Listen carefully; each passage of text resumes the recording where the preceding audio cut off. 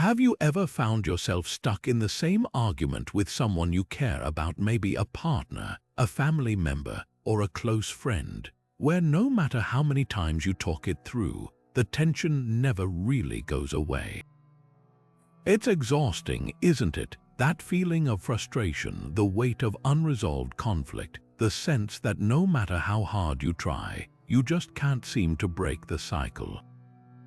We've all been there. Relationships, after all, are messy. They test us, push us, and sometimes leave us wondering if we're doing it all wrong. But what if I told you there's an ancient philosophy, tested by time and honed by some of history's greatest minds, that holds the keys to not just improving your relationships, but transforming them from the inside out?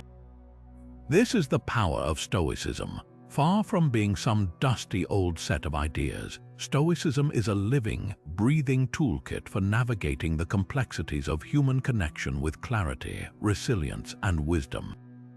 Imagine approaching every disagreement not as a battle to win, but as an opportunity to understand.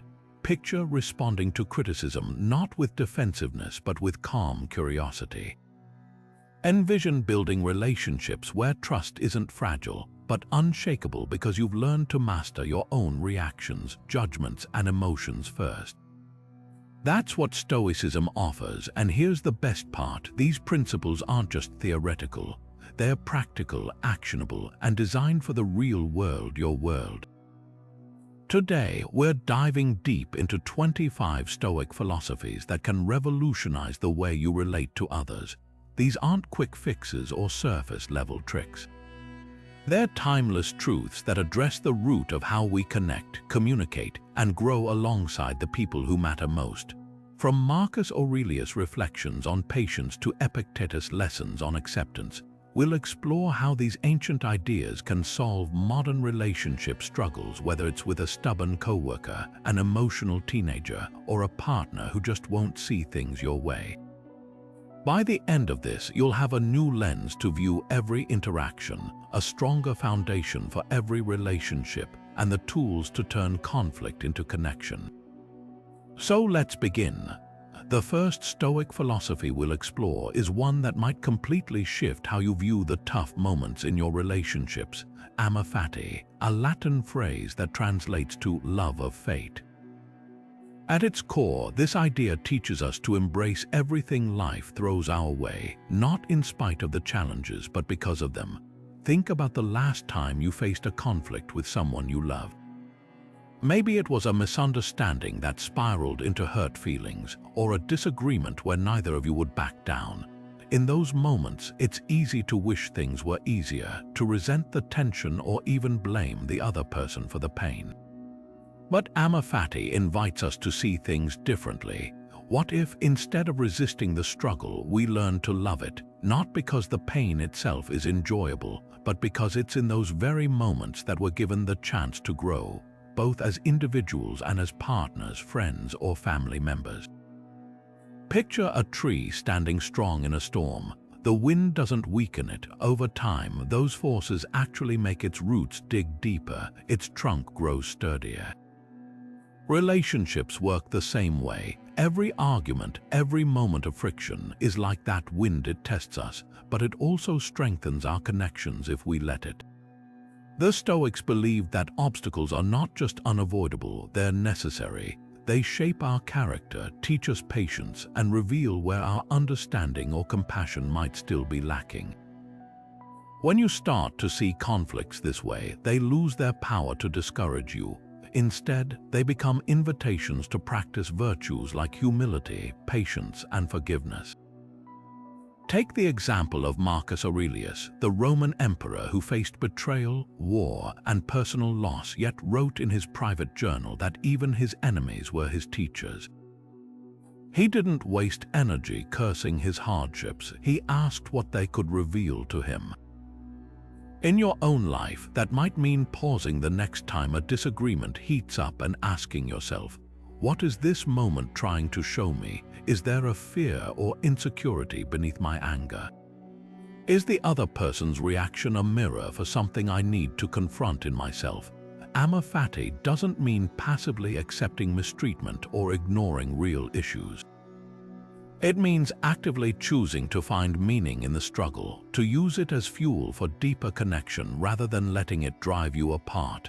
Imagine a relationship where both people approach conflicts with this mindset. Instead of finger-pointing, there's curiosity. Instead of resentment, there's teamwork. That's the power of loving your fate, not just enduring life's challenges, but embracing them as the very things that make your relationships unbreakable.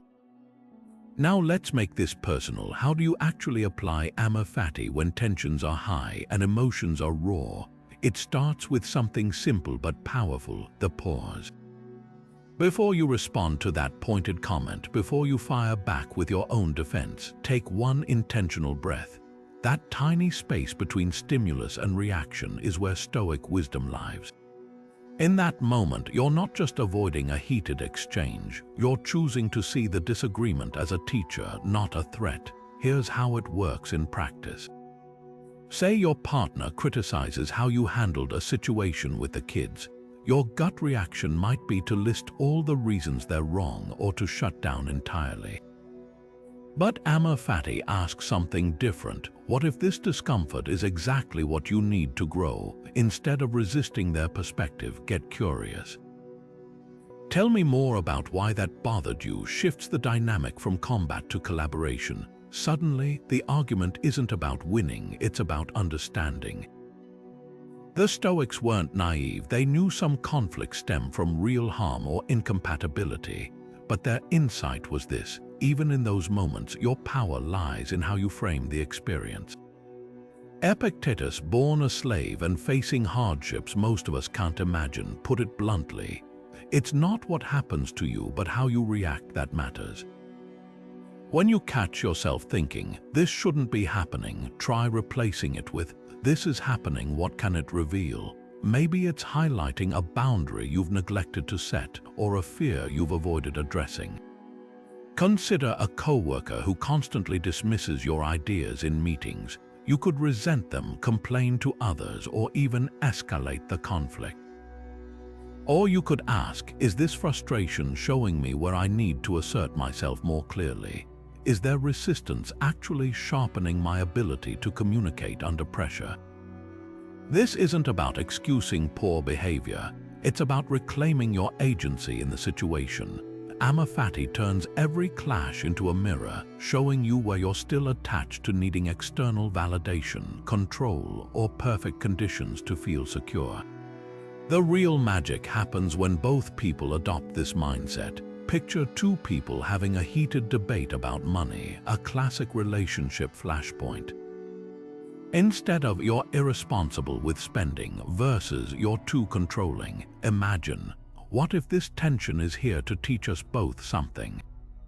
Maybe I need to examine my fears around scarcity, and you might explore what freedom truly means to you. That reframe doesn't erase the issue, but it transforms how you approach solving it together. You're no longer opponents, you're teammates decoding a challenge life handed you. This takes practice, of course. Start small. Next time someone cuts you off in traffic, experiment with thinking, "This annoyance is my chance to practice patience." When a family member repeats that same frustrating habit, try, "This is my training ground for acceptance." Gradually, you'll train your brain to default to curiosity instead of combat. And over time, you'll notice something remarkable. The very conflicts that used to drain you become sources of strength, because each one leaves you wiser, kinder, and more resilient than before. The second Stoic principle that can transform your relationships is what Epictetus called the dichotomy of control, one of the most liberating yet challenging ideas in Stoic philosophy. Here's the core truth: some things are within your power and some things simply aren't. Your opinions, your choices, how you respond to life's twists, these belong to you. But other people's actions, their decisions, even their judgments about you, those lie outside your control. At first glance, this might sound obvious, but think about how often we exhaust ourselves trying to change what isn't ours to change. How many arguments start because we're convinced someone else should think or act differently? How much resentment builds when they don't? Picture this common scenario. You've asked your roommate repeatedly to clean their dishes, but the sink stays piled high. You might lecture, nag, or even clean up angrily yourself each time your frustration grows. The Stoic approach flips this script. Instead of fixating on their behavior, which you can't control, you focus on your response, which you can.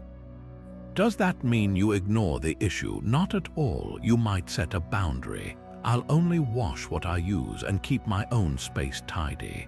Or you could choose to accept the mess as the price of shared living. Either way, the key shift is this. You stop pouring energy into trying to control the uncontrollable and redirect it toward what you actually govern, your own actions and peace of mind. Marcus Aurelius modeled this during his reign as emperor. Facing betrayals and political backstabbing, he didn't waste time demanding loyalty. He concentrated on ruling with integrity regardless of others' choices. In your relationships, this might look like releasing the need to convince your in-laws to respect your parenting style, and instead focusing on how you show up for your kids with consistency and love. It could mean stopping the mental loops about why your friend hasn't texted back and deciding whether to reach out again or simply let it go. The magic of this philosophy isn't just in reducing frustration, it's in reclaiming your agency. When you stop tying your emotional well-being to others' behavior, you create an unshakable inner stability. A partner's bad mood no longer ruins your evening because you've learned to separate their emotions from your own. A colleague's dismissive tone doesn't derail your confidence because you're anchored in your own self-assessment. This isn't indifference, it's profound empowerment. Consider how differently conflicts unfold when both people practice this. Instead of, "You made me feel this way," the conversation becomes, "This is how I'm choosing to respond." Suddenly, accountability replaces blame. You might say to a sibling during a tense holiday dinner, "I can't control your jokes, but I can control whether I engage with them." That subtle shift changes everything. The dichotomy of control doesn't ask you to tolerate harm or avoid addressing problems. It simply reminds you where your real power lies. To put this into action, start noticing when your distress comes from wishing someone else would change. That's your signal to pause and ask, what's my sphere of control here? Maybe it's expressing your needs clearly once, then releasing the outcome. Maybe it's adjusting your expectations or choosing a different boundary. The more you practice this, the lighter your relationships will feel, not because problems disappear, but because you've stopped carrying weight that was never yours to hold.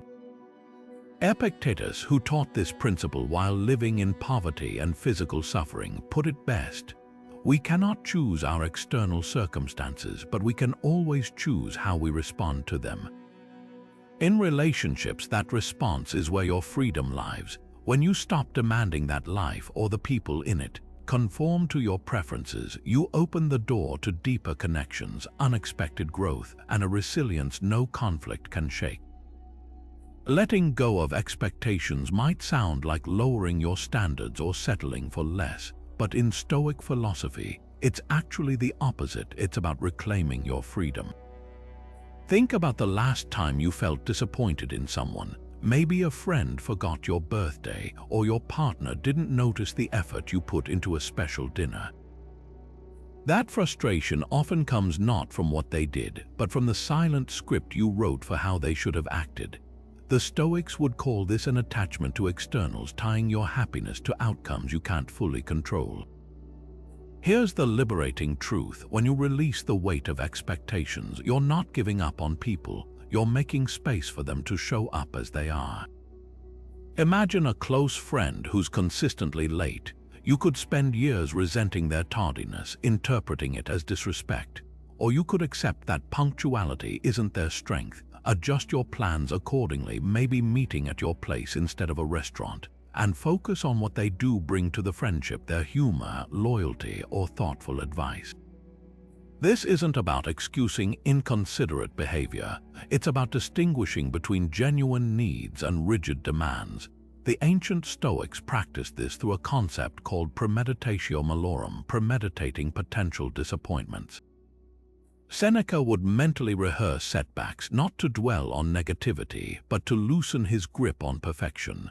Try applying this to relationships before visiting family. Remind yourself, Uncle Joe might make that same political comment again.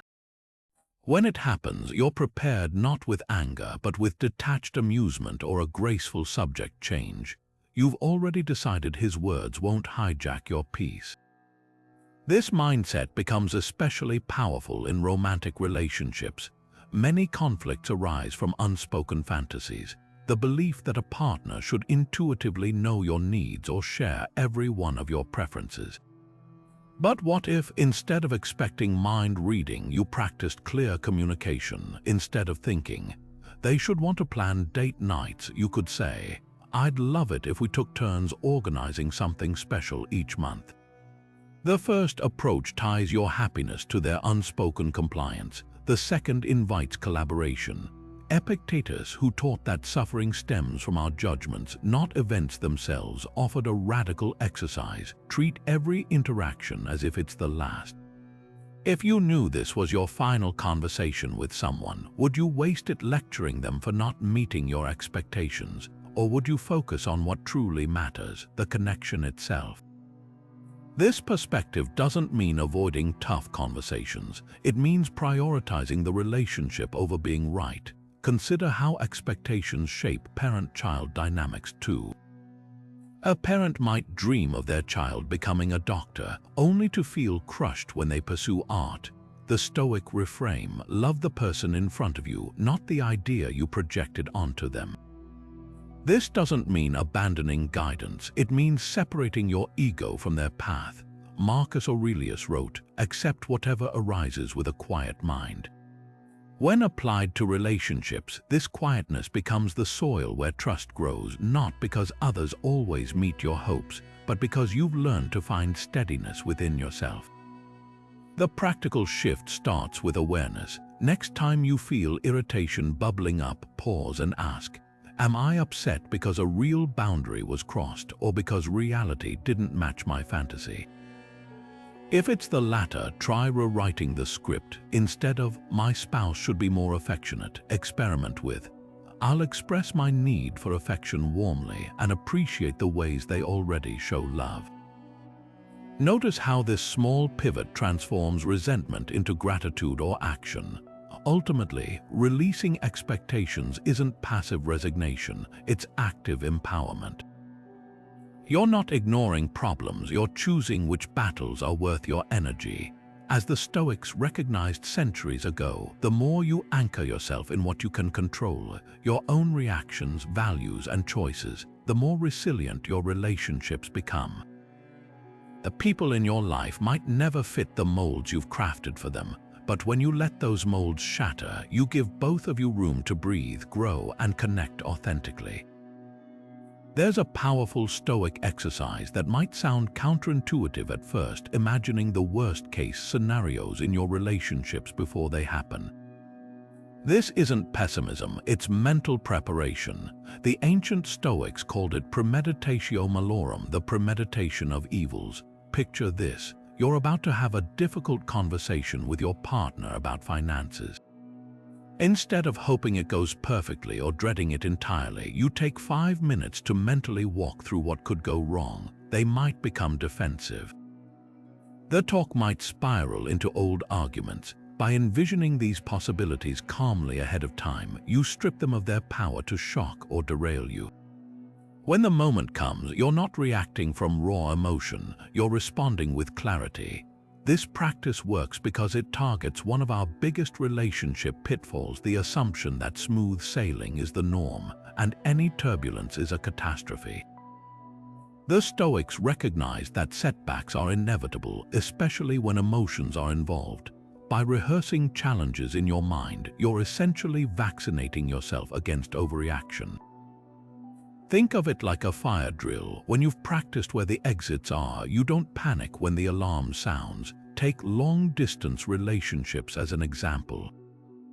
It's easy to romanticize reunions and ignore the reality of time zones, missed calls, or lonely evenings. But someone practicing premeditatio malorum would acknowledge these hurdles upfront. We might feel disconnected sometimes.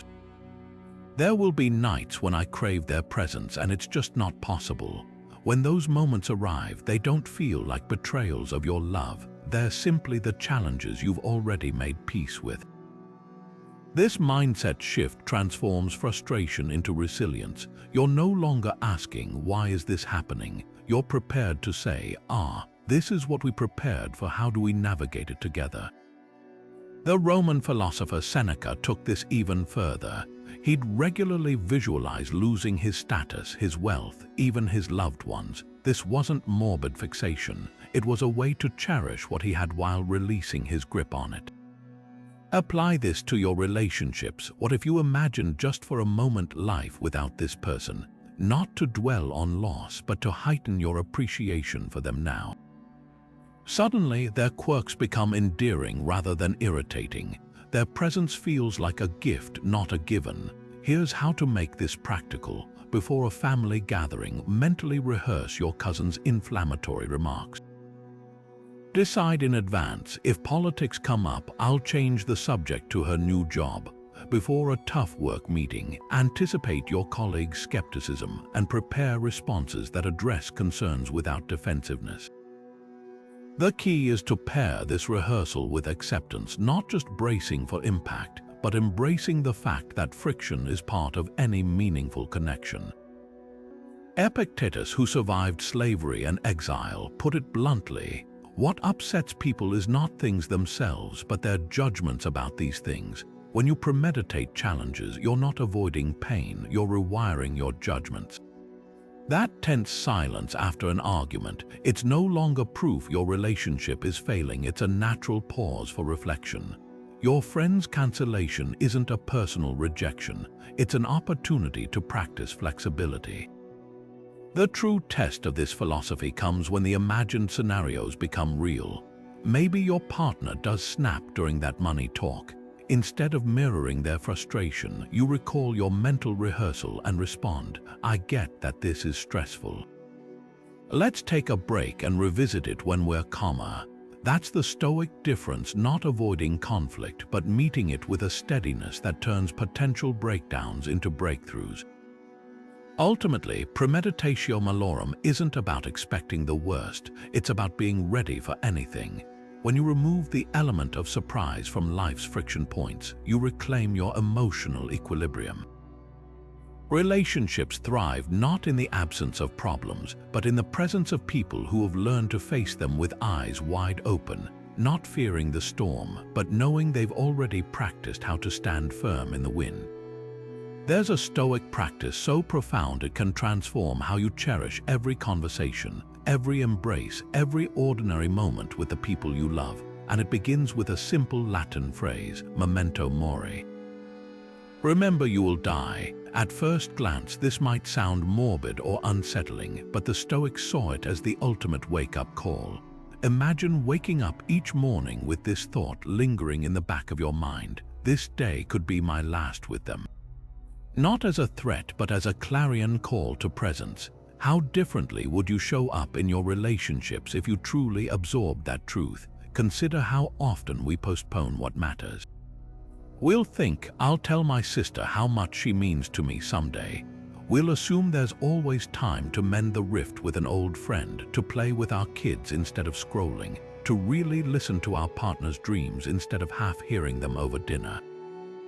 Memento mori shatters that illusion. It's not about fear, it's about fierce appreciation. The ancient Stoics used this meditation to cut through life's distractions and focus on what was most important, and nothing clarifies priorities like remembering time is finite. Marcus Aurelius wrote in his private journal, "You could leave life right now. Let that determine what you do and say and think." That's the heart of this philosophy. When you internalize that today might be all you have, suddenly the petty grievances lose their grip. That coworker who annoys you, their quirks become irrelevant.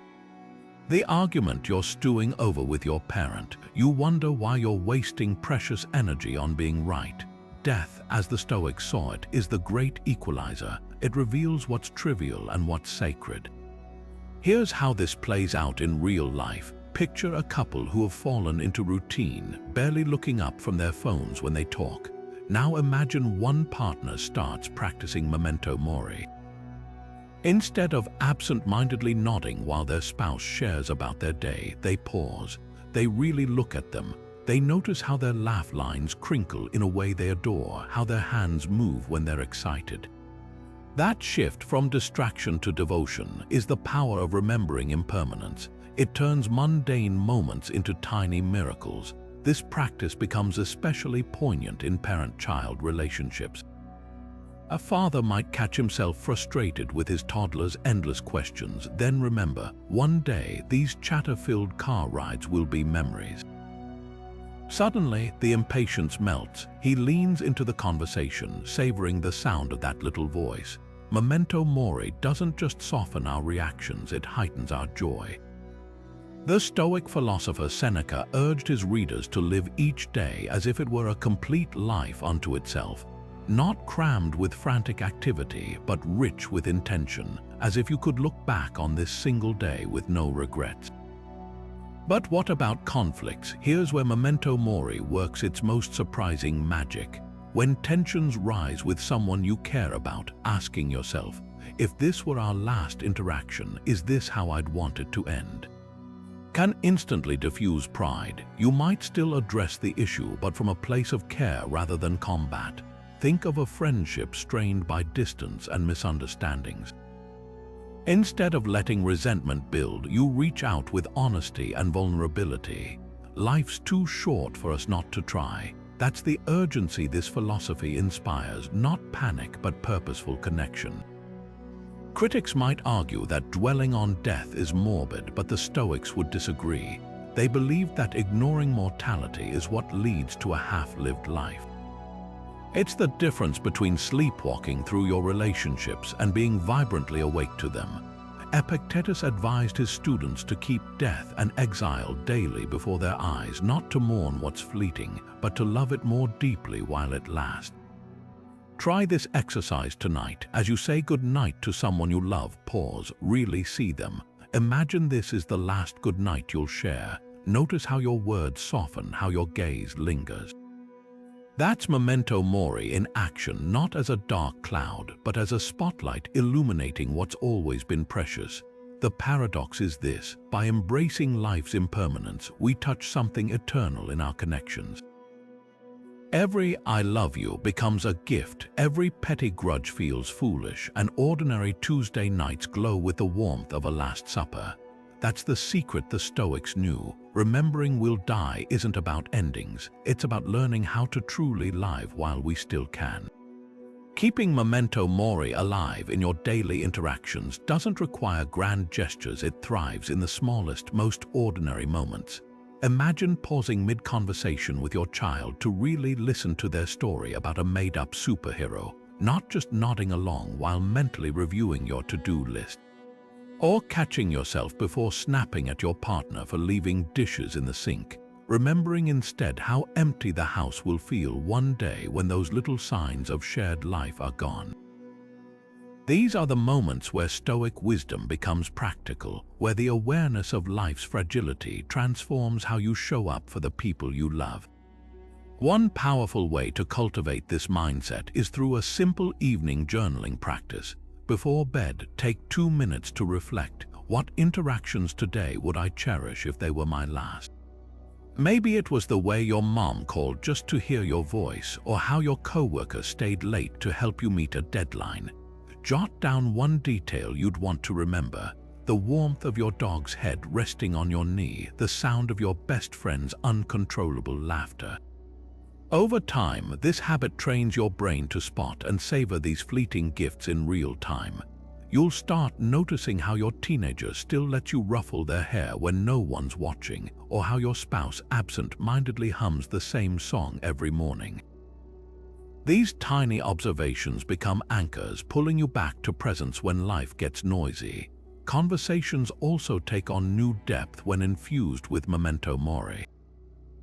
Try this experiment. Next time you're with someone important to you, silently remind yourself, this could be our last talk. Watch how it changes your listening. Suddenly, you're not just waiting for your turn to speak. You're drinking in the cadence of their voice, the way their eyes light up when they're passionate. You might ask questions you've never thought to ask before.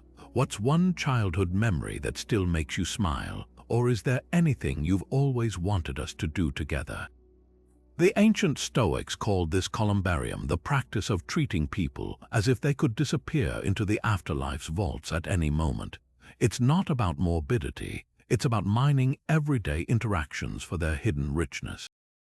For those who share a home, small rituals can become profound reminders.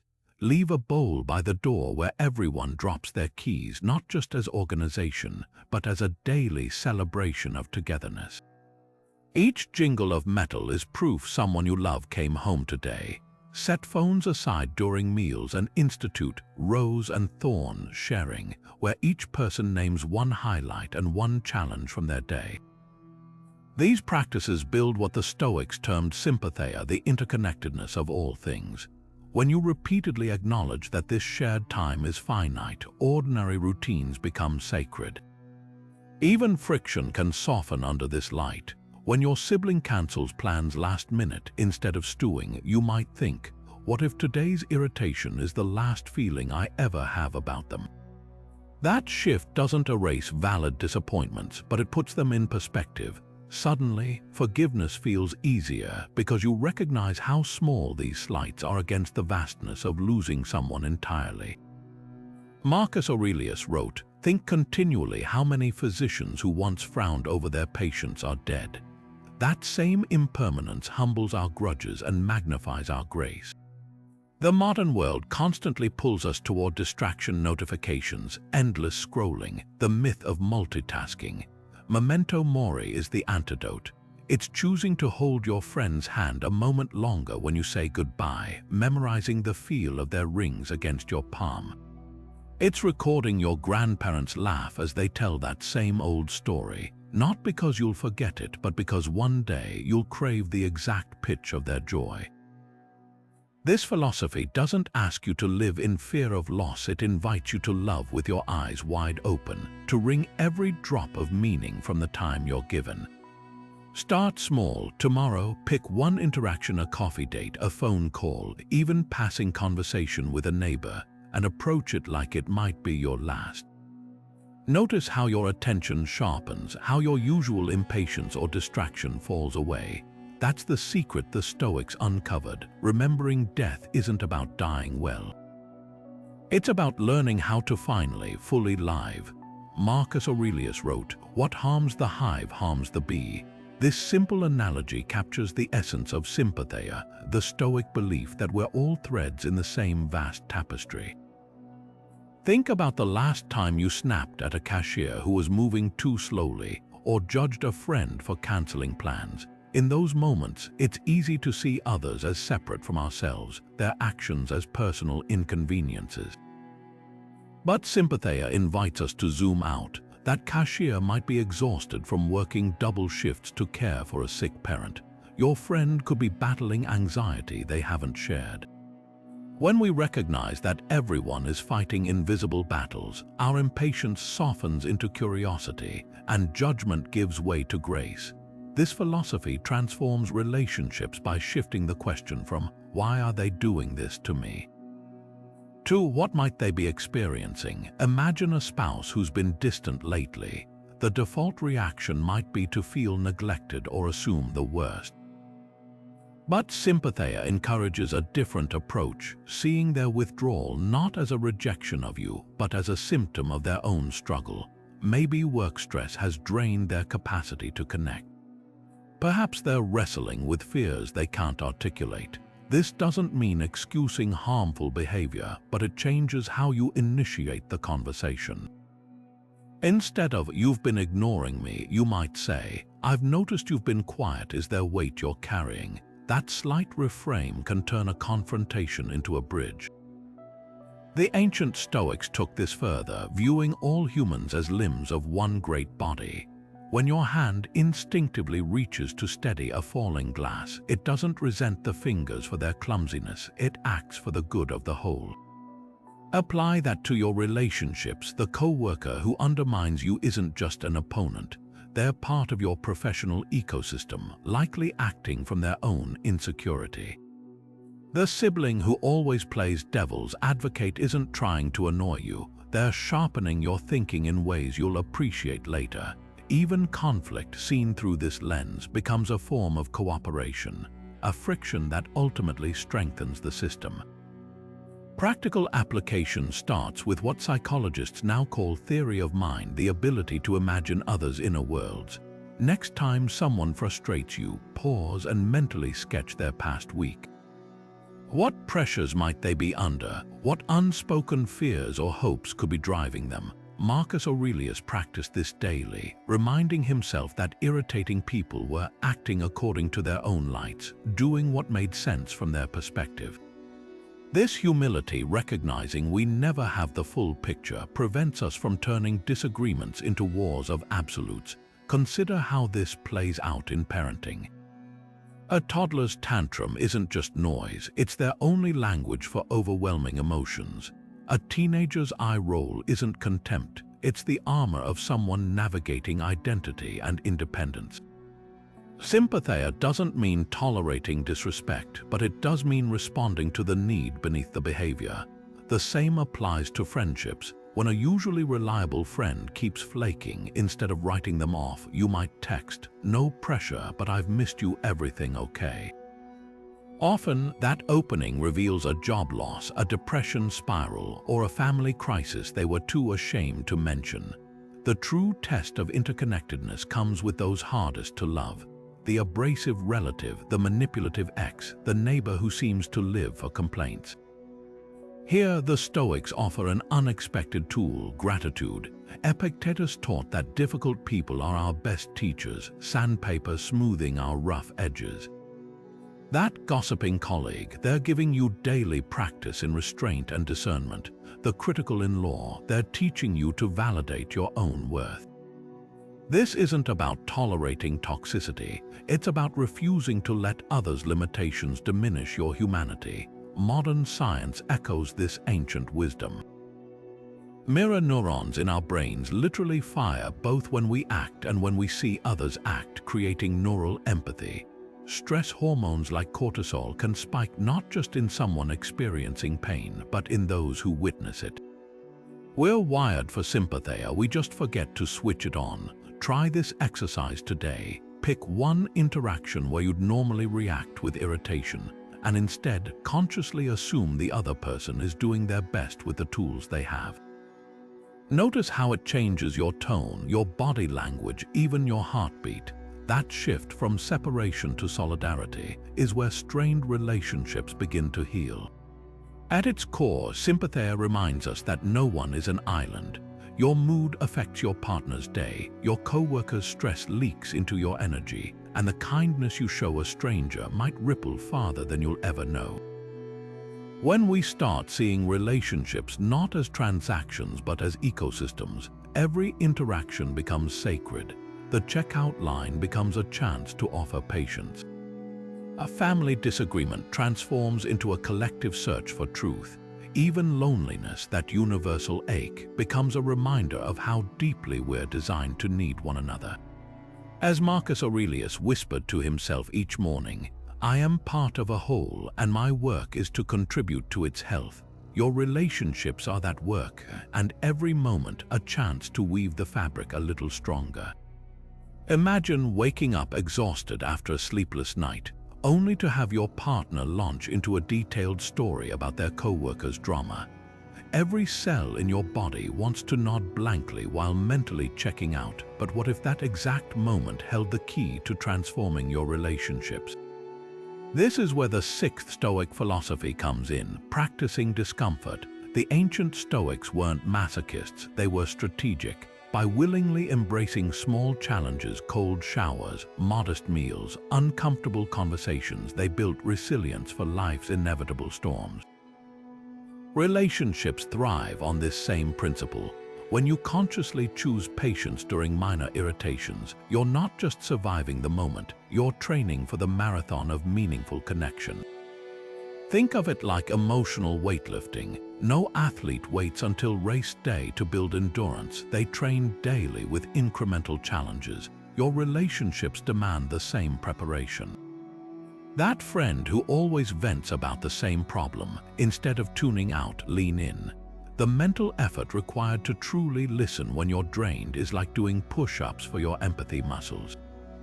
Later, when a real crisis hits, a family illness, a betrayal, a grief that leaves someone speechless, you won't collapse under the emotional weight. You've been conditioning your capacity to hold space for hard things. History offers a powerful example in Cato the Younger, the Roman statesman who deliberately wore outdated clothing and walked barefoot through Rome's streets.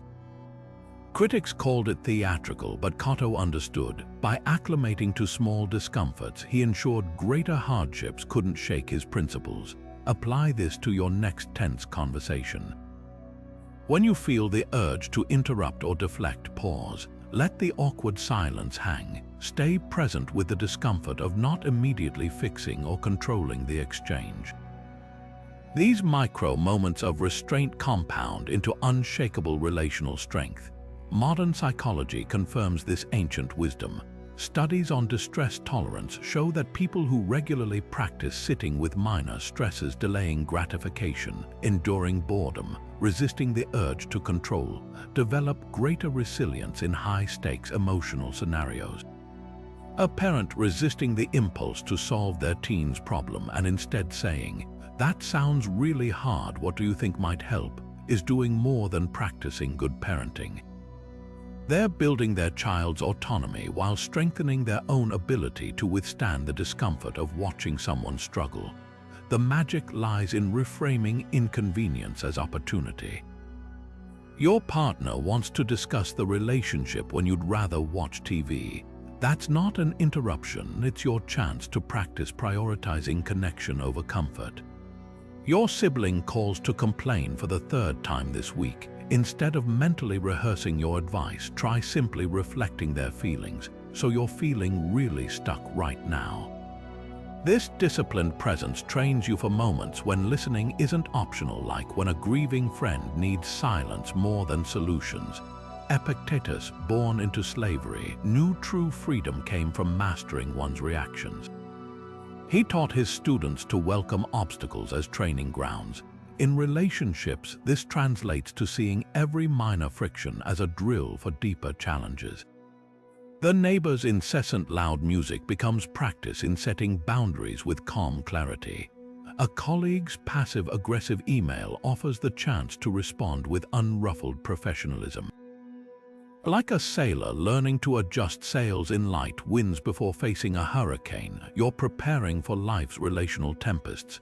Here's how to make this tangible today. Pick one easy out you normally take: checking your phone during dull conversations, changing subjects when emotions surface, and resist it just once. Notice the discomfort rise and fall like a wave. That's your resilience growing. Or try Seneca's poverty practice. Occasionally skip your usual comforts, that after-work drink, the endless scroll through social media, and sit with the craving instead. You're not just building willpower, you're proving to yourself that discomfort won't destroy you, making you braver in vulnerable conversations. The grand irony. What begins as voluntary training soon transforms how you experience relationships altogether. That same coworker whose stories once bored you becomes fascinating when you really listen.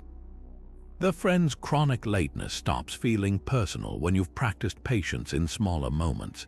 Like a blacksmith tempering steel, each conscious choice to endure minor relational heat makes you more flexible and durable under pressure. The Stoics weren't just preparing for suffering, they were learning to find meaning in it. When you adopt that mindset, even the hardest conversations become sacred ground where trust is forged, one uncomfortable truth at a time. Cold showers shock the system. That first gasp of icy water, the instinct to flinch away, the gradual realization that you can withstand what initially seemed unbearable. Now imagine applying that same principle to your relationships. Just as the Stoics trained with physical discomfort to build resilience, you can use intentional emotional challenges to strengthen your connections. Think of it as relationship cross-training, voluntarily engaging in difficult conversations before they're forced upon you, not because you enjoy tension, but because you recognize the growth that lies on the other side of discomfort. Consider how most people handle conflict: avoidance until the dam breaks. Resentment simmers for weeks over a partner's careless remark, only to erupt during an unrelated argument about chores. A friend's habit of canceling plans goes unaddressed until one day you ghost them entirely. The Stoic approach flips this script. Instead of waiting for fractures to become fissures, you initiate repair while the cracks are still small. This might mean scheduling a monthly relationship check-in with your partner where you both voice minor irritations before they escalate, or texting a friend, "Can we talk about that awkward moment yesterday? I want to clear the air." Proactive discomfort, like a cold shower, is bracing at first but leaves you energized and clear-headed afterward. The parallels run deeper than metaphor. Science shows that controlled exposure to stress, whether physical or emotional, triggers adaptive responses. Just as cold showers boost circulation and immune function, leaning into relational discomfort strengthens emotional regulation and trust. A study from the University of California found that couples who regularly discussed tough topics with intentional calm showed increased empathy and decreased cortisol levels over time. Their brains literally rewired to associate difficult conversations with safety rather than threat. Marcus Aurelius unknowingly described this phenomenon when he wrote, "The obstacle becomes the way." By reframing relationship hurdles as opportunities to practice patience, honesty, or vulnerability, you transform them from sources of dread to catalysts for depth. Practical application starts with identifying your relational cold showers, the conversations you typically avoid. For some, it's asking for needs to be met directly instead of hinting. For others, it's sitting with a loved one's pain without rushing to fix it. Try this exercise. Write down 3 conversations you've been putting off, then rank them by discomfort level. Start with the easiest, like telling your roommate you'd prefer they text when running late. Notice how the sky doesn't fall when you speak up. That confidence then fuels harder dialogues, like telling a parent their advice feels overbearing. Epictetus offered a radical version of this training by having his students beg in public, not to humiliate them, but to detach their self-worth from others' opinions. Modern relationships demand similar courage. Imagine confessing to your book club that you've never actually finished the assigned reads, or admitting to your workout buddy you've been faking enjoyment of early morning runs. These small acts of authenticity act like emotional cold plunges, shocking you awake to the liberating truth. You can survive discomfort, and your relationships often emerge stronger for it. The key is progressive overload. Just as athletes gradually increase weights, you can scale relational challenges. Begin by expressing a minor preference. "I'd love if we switched restaurants sometimes." Then work toward deeper vulnerabilities. "I've been afraid to tell you I'm struggling with depression." Each step builds tolerance for emotional exposure, making the next one feel less daunting. Seneca practiced this by writing letters that confronted uncomfortable truths with tact, a habit we might adapt by drafting tough texts the night before sending them, or role-playing hard conversations with a neutral friend first. Critics might argue this approach feels unnatural. Why create tension where none exists? But the Stoics would counter that avoidance is what's truly unnatural. Lions don't tiptoe around territorial disputes, they roar and move on. Ancient tribes didn't suppress grievances, they aired them in communal circles. Modern relationships suffer from what psychologist John Gottman calls conflict avoidance atrophy. The muscles of honest communication weaken from disuse. Voluntary discomfort reverses that decay. Try this today. Pick one sentence you usually swallow and say it aloud. "Actually, I disagree." That joke hurt my feelings. Can we talk about last night? Feel the adrenaline spike, then subside as the world keeps turning. Like the 10th second of a cold shower when your skin stops fighting and embraces the chill, you'll discover an exhilarating truth. Most relational fears are paper tigers.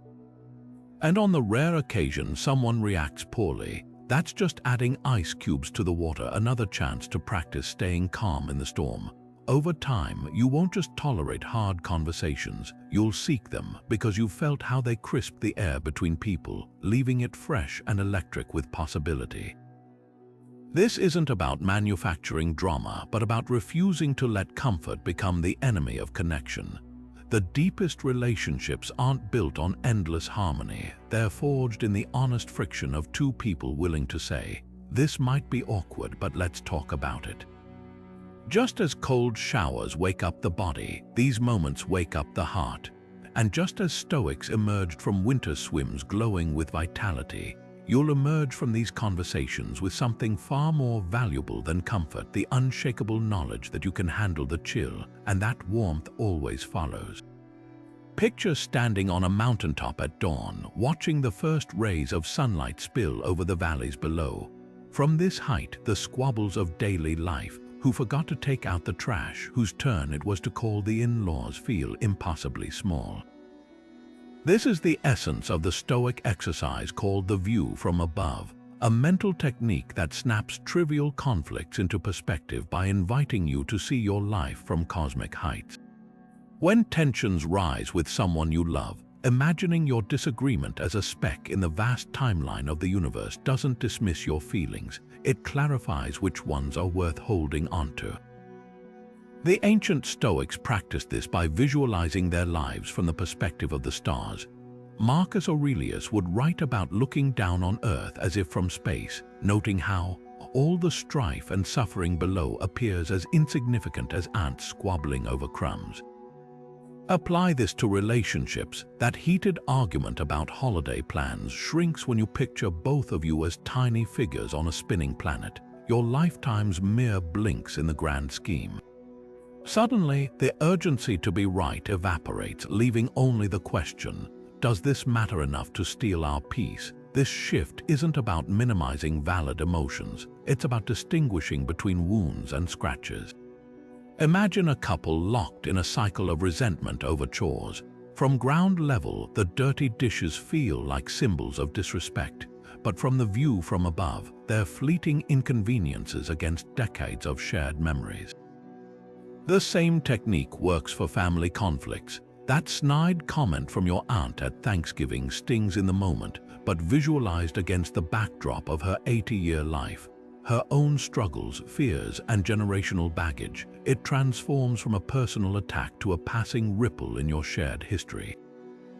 Science supports this ancient wisdom. Researchers at Stanford found that people who practiced psychological distancing, viewing problems as an observer, would experience less emotional reactivity and better conflict resolution.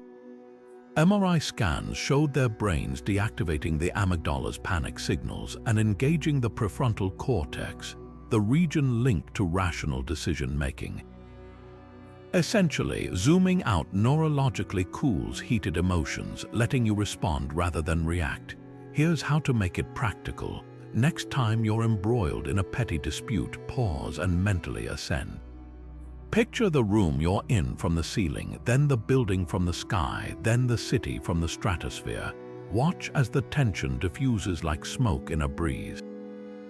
Or try this journaling exercise. Describe the conflict as if you're a historian writing about it 200 years from now. What details would still matter? The sting of a forgotten anniversary fades, but the love language you develop to repair it, that's the story worth preserving. Epictetus took this further by suggesting we imagine witnessing our lives from our deathbeds. What advice would that future self who sees the full arc of your relationships whisper to you now? Let the comment slide, you'll barely remember it by next year. Or speak your truth gently, this fracture will teach you both compassion. This exercise reveals a paradox. The bigger your perspective, the more precious the present moment becomes. tiny grudges seem frivolous, but tiny acts of kindness, a hand squeezed during a stressful day, coffee brought without asking glow like constellations against the dark. Consider how this applies to parenting. A toddler's meltdown over mismatched socks feels overwhelming in the grocery store aisle, but from the view from above, you see a fleeting phase in their journey toward independence. One day, you'll miss their fierce insistence on polka dots with stripes. Even workplace tensions soften when you visualize your team as temporary collaborators in each other's life stories. That colleague who nitpicks your reports. From cosmic altitude, they're just another human grappling with their own insecurities, soon to retire or move on like dust in the wind.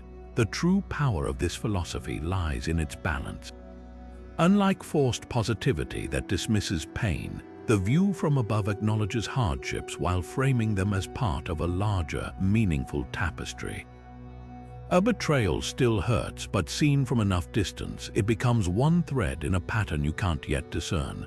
This mindset cultivates what the Stoics called apatheia, not apathy, but freedom from being hijacked by every passing emotion. You learn to weather relational storms like a tree bends in wind, feeling the force but rooted deeply enough to know it won't last. Try it today. When a minor irritation arises, close your eyes and soar. Watch as the argument becomes a blip, the office drama a flicker, the silent treatment a sigh in your shared narrative. What remains when the small stuff fades? The love that outlasts moods, the trust that withstands misunderstandings, the shared laughter that echoes farther than any sharp word. From the stars, even the hardest seasons of a relationship look like necessary storms watering roots you can't yet see, but that will one day bear fruit you'll cherish. Sometimes the most powerful tool for better relationships isn't something you say to another person. It's what you first confess to yourself in the quiet of your own thoughts. This brings us to the 8th Stoic philosophy, the transformative practice of journaling. Picture Seneca, one of history's greatest Stoic thinkers, ending each day by pouring his reflections onto parchment. He wasn't just recording events, he was dissecting his emotions, examining his reactions, and preparing himself to show up more wisely in every interaction. What might seem like a solitary habit actually becomes the hidden scaffolding for healthier connections with everyone around you. Think about the last time someone's words left you seething, maybe a partner's careless comment or a friend's backhanded compliment. In the heat of the moment, reactions erupt like wildfires, spreading damage before you even realize what's happened. But journaling acts as a containment zone. When you pour those raw emotions onto paper first, something miraculous occurs. The intensity diffuses. You start to spot the difference between what actually happened and the story your wounded ego is spinning. That's when clarity emerges, the kind that lets you respond instead of react. Consider a real-life example. You notice your spouse has been distant for days. Your initial impulse might be to accuse, "You've been ignoring me," or withdraw silently. But if you journal first, you might uncover deeper layers. Perhaps your own fear of abandonment triggered by their busy week at work, or unresolved tension from an unrelated argument. Writing reveals these hidden threads, allowing you to approach the conversation with curiosity instead of artillery. "I've felt some distance lately. Is there something on your mind?" That shift from attack to invitation doesn't just resolve conflicts, it builds emotional intimacy. The Stoics didn't journal to wallow in feelings, they wrote to distill wisdom from them. Marcus Aurelius's Meditations was never intended for publication. It was his private workshop for forging virtue. Imagine applying that same deliberate craftsmanship to your relationships. Each entry becomes a rehearsal for difficult conversations, a place to practice framing your needs without blame, or to acknowledge where your own expectations might be unfair. Like a blacksmith tempering steel, you're strengthening your emotional resilience one honest sentence at a time. Modern science confirms what the ancients knew. Studies at UCLA found that expressive writing, especially about interpersonal struggles, reduces activity in the amygdala, the brain's panic button, while boosting prefrontal cortex function responsible for rational thought. Essentially, journaling rewires your brain to process relationship stress more like a stoic sage and less like a cornered animal.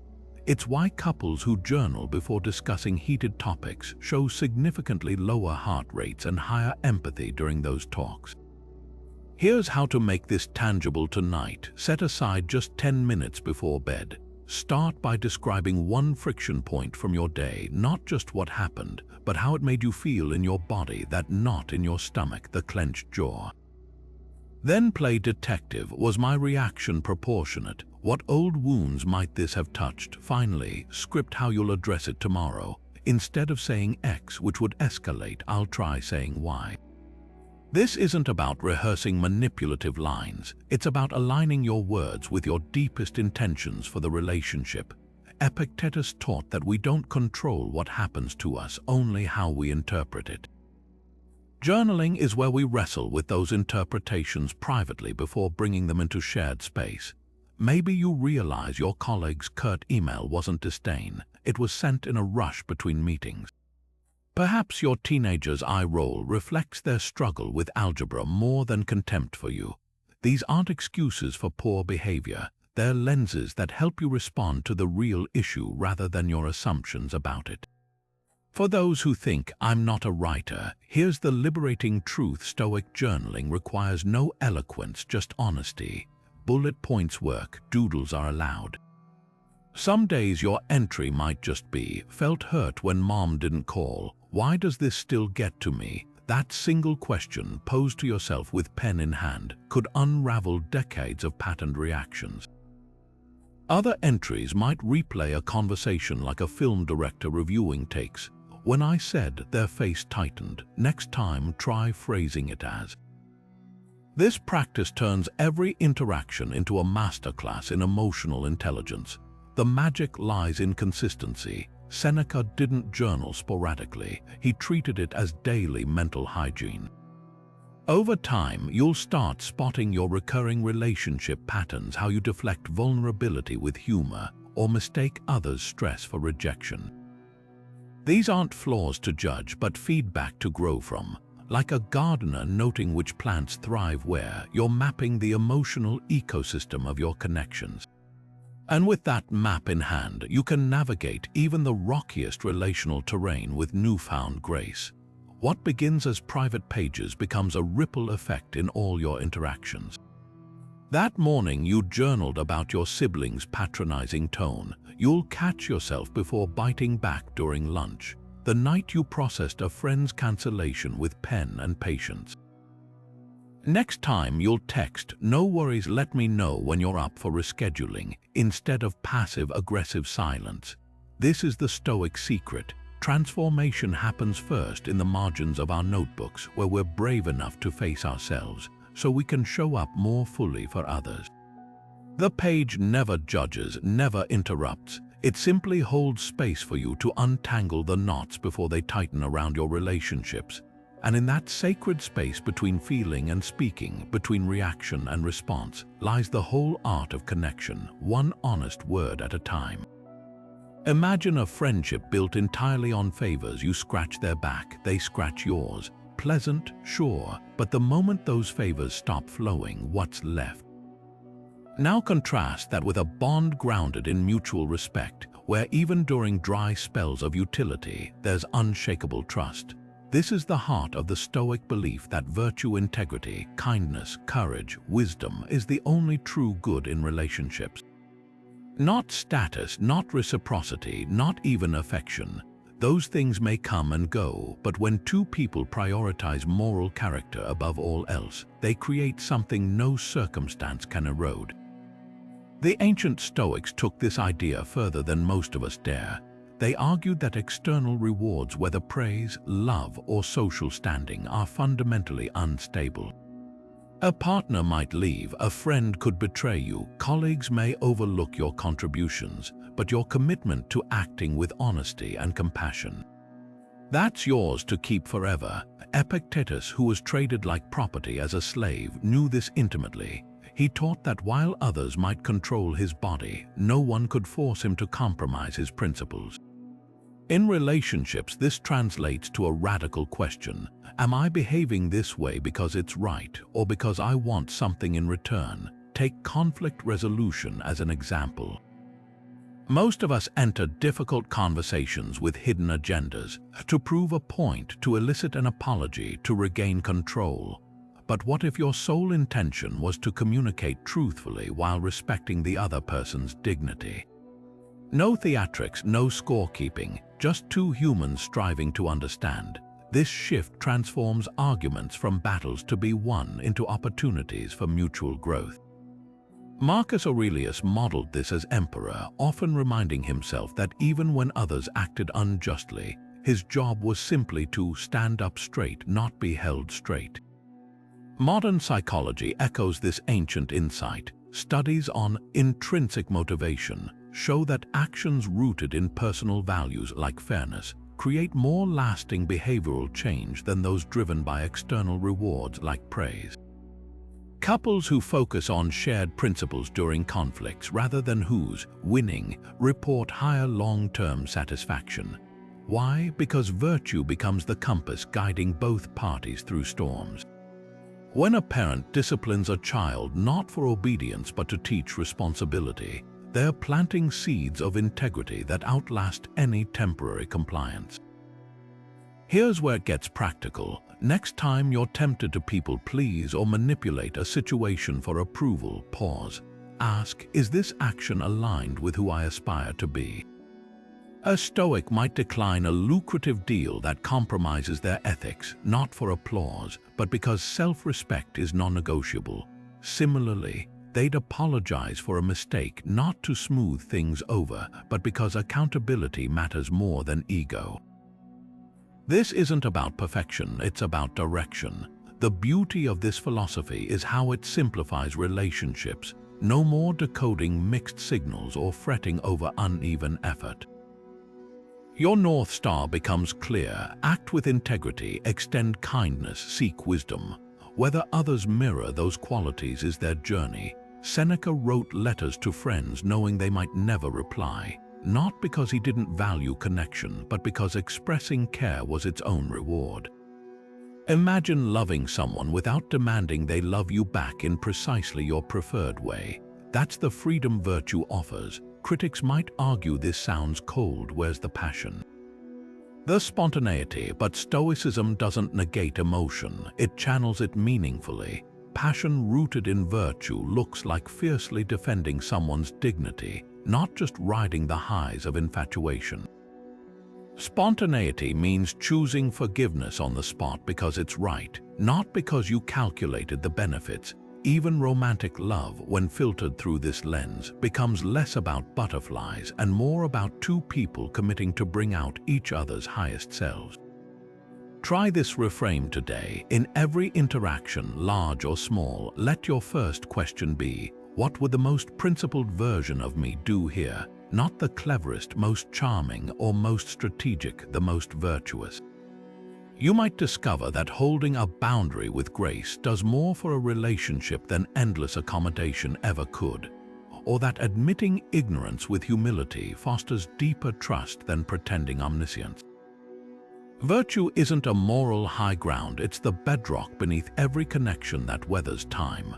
When everything else falls away, the shared hobbies, the changing circumstances, even the feelings that ebb and flow, what remains is the residue of how you treated each other. And that's the only thing that ever truly lasts. Picture this, two friends keeping a mental tally: who paid for dinner last time, who remembered whose birthday, who initiated the last 5 texts.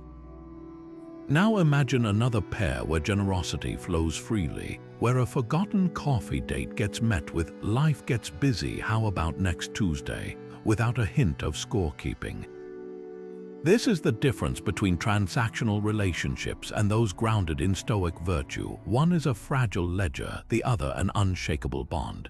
The ancient Stoics saw virtue, justice, courage, wisdom, and temperance as the only true good in human connections. Everything else, affection, favors, even loyalty, was considered preferred indifference. That might sound harsh until you consider the freedom it offers. When your actions spring from integrity rather than expectation, you're no longer held hostage by others' reactions. Epictetus, who endured slavery, put it bluntly: "If you wish your children and wife to live forever, you're a fool. You wish for things not in your power." His point wasn't to avoid love, but to anchor relationships in what you can control, your own moral choices. Modern relationships often stumble into transactional traps without realizing it. A partner thinks, "I did the laundry 3 times this week, they owe me." A friend fumes, "I always listen to their problems, but they never ask about mine." These silent scorecards poison connections slowly. The Stoic alternative: act well because it aligns with your character, not because you're awaiting repayment. When Marcus Aurelius sent troops into battle, he didn't demand gratitude, he focused on ruling justly. Apply that to your next favor. Help a neighbor move because kindness matters, not because you expect future help in return. Consider how this plays out in family dynamics. A parent reminding their adult child, "I paid your tuition, so you should call more," creates obligation, not closeness. But a parent who says, "I'm here whenever you need me, no strings," cultivates trust that withstands silence. One approach breeds guilt, the other nurtures authentic connection. This isn't about being a doormat. Virtue includes justice, which means setting boundaries when needed. But those boundaries come from principle, not punishment. Workplace relationships reveal this dichotomy starkly. Colleagues who network solely for career advancement often find their connections evaporate during job transitions. Contrast that with someone who mentors others out of genuine passion for their growth. Even if they change companies, those bonds endure. Seneca's letters to Lucilius weren't strategic maneuvers, they were gifts of wisdom given freely. Centuries later, Harvard Business Review confirmed what he knew. Professionals who prioritize mutual value over self-interest build more resilient networks. Romantic relationships thrive or wither on this same principle. Couples therapy research shows that partners tracking who does more chores have significantly higher divorce rates than those viewing contributions as shared stewardship.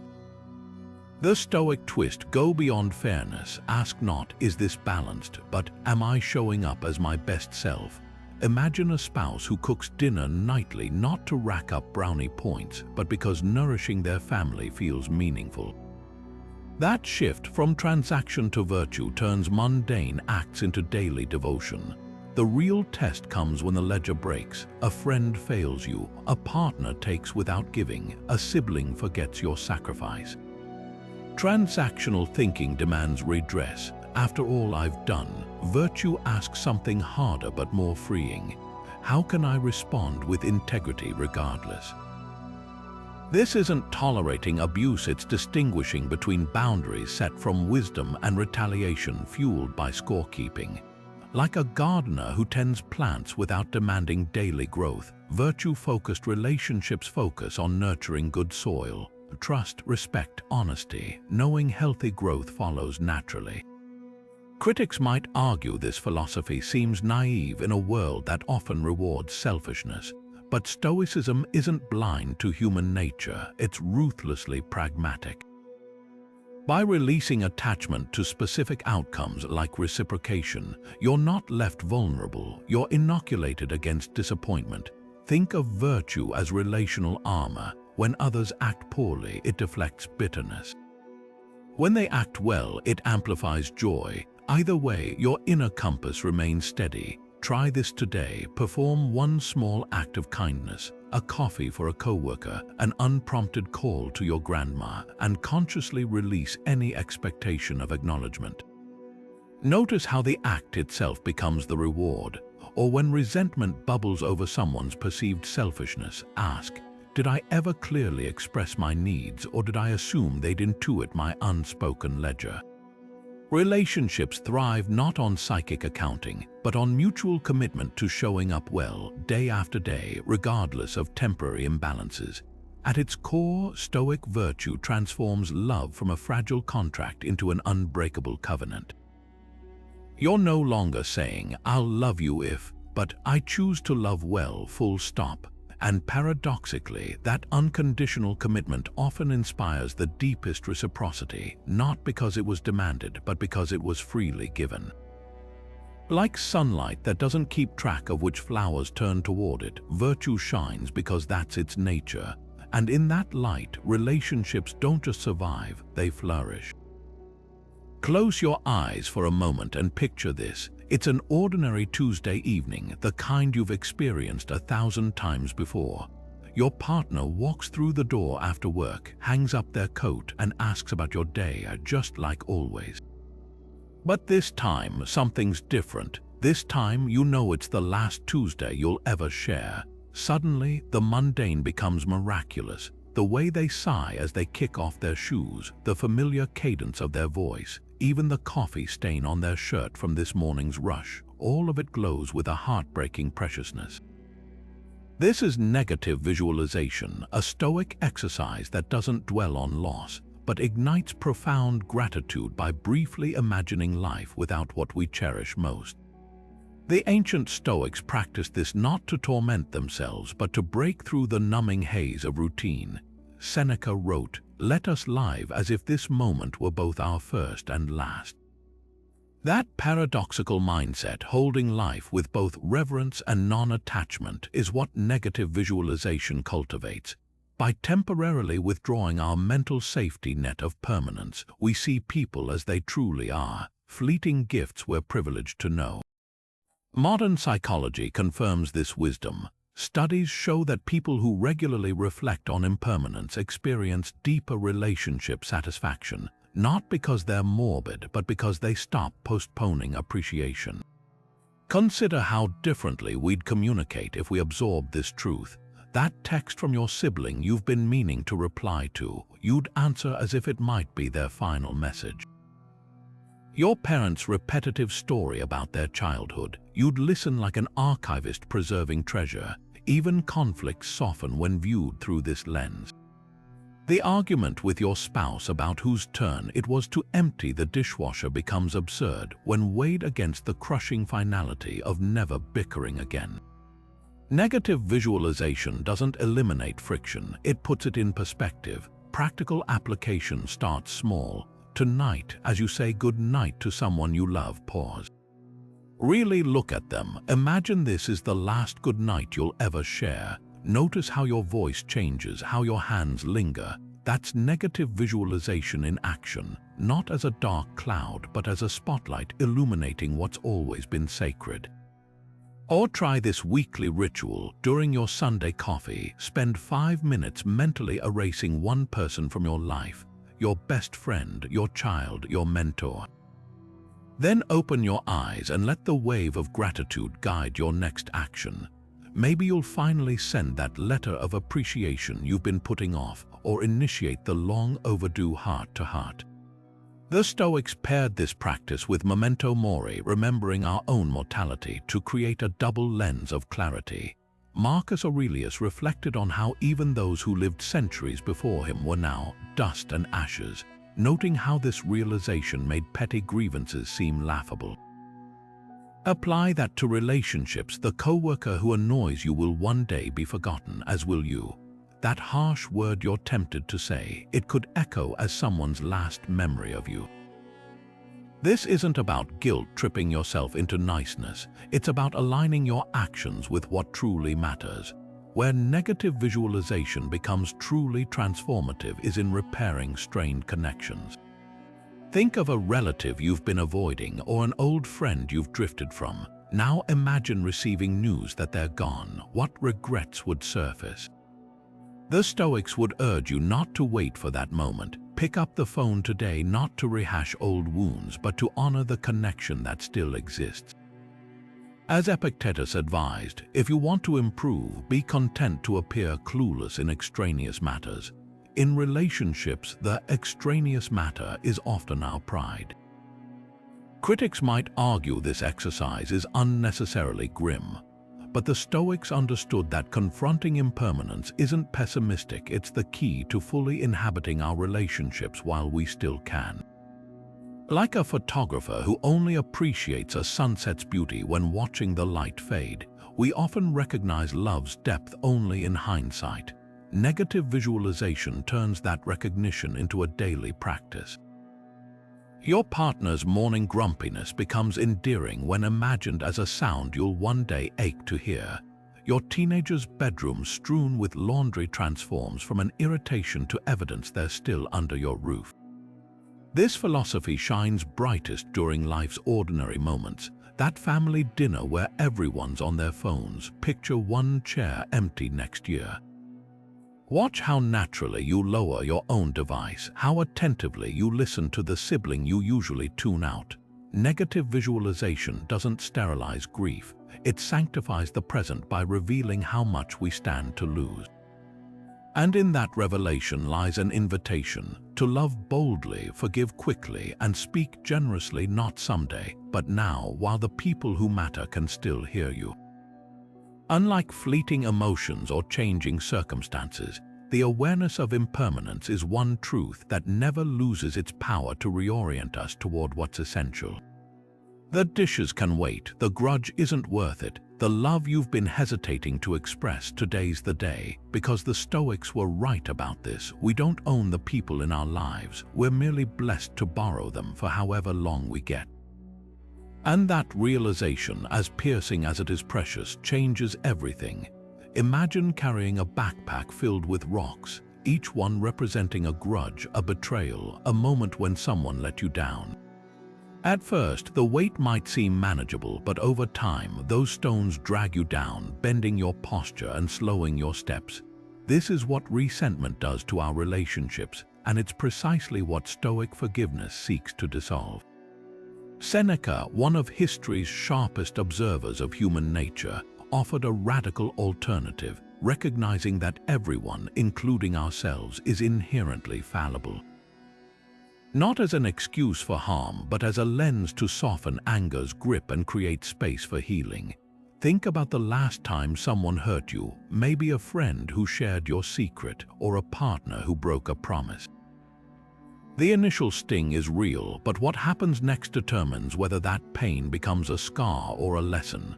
Seneca wrote, "To err is human," but his deeper insight was this: expecting others never to err is where we set ourselves up for endless disappointment. This isn't about lowering standards, it's about aligning our expectations with reality. When we stop demanding perfection from flawed humans, ourselves included, we free up energy for the real work of connection repair. Consider a real-world example. Your coworker takes credit for your idea in a meeting. The immediate urge might be to retaliate, to undermine them in turn, or seethe silently. But Seneca's approach invites a different response. First, acknowledge the hurt. Yes, that was unfair. Then, zoom out. Is this the first time they've done this, or a pattern? If it's a pattern, forgiveness doesn't mean tolerating exploitation. It might mean setting firmer boundaries or addressing the issue directly. But if it's uncharacteristic, what if their behavior came from fear or insecurity? Maybe they'd just been passed over for promotion and were grasping for validation. Understanding motive doesn't erase the action, but it can transform resentment into a conversation. Here's where Stoic forgiveness differs from conventional letting go. It's not about suppressing anger or pretending you weren't wronged. It's about consciously choosing whether to let that wrong define the relationship moving forward. Marcus Aurelius modeled this when advisors betrayed him. He'd remove them from positions of trust but refused to dwell on bitterness, writing, "The best revenge is to be unlike him who performed the injury." In modern terms, you might distance yourself from a friend who consistently gossips, but without carrying the emotional weight of their choices. The goal isn't reconciliation at all costs, it's inner freedom from the poison of perpetual grievance. Practical application starts with a simple but challenging exercise Seneca prescribed.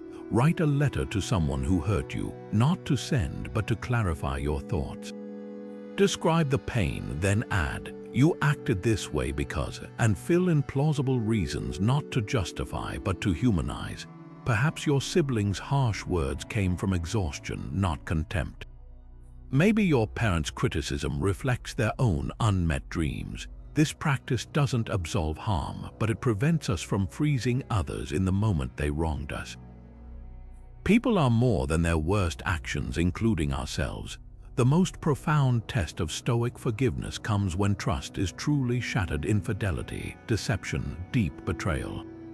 Here, forgiveness doesn't always mean restoration. Sometimes it's simply releasing the hold that person's actions have on your psyche. Picture a wife who discovers her husband's financial lies.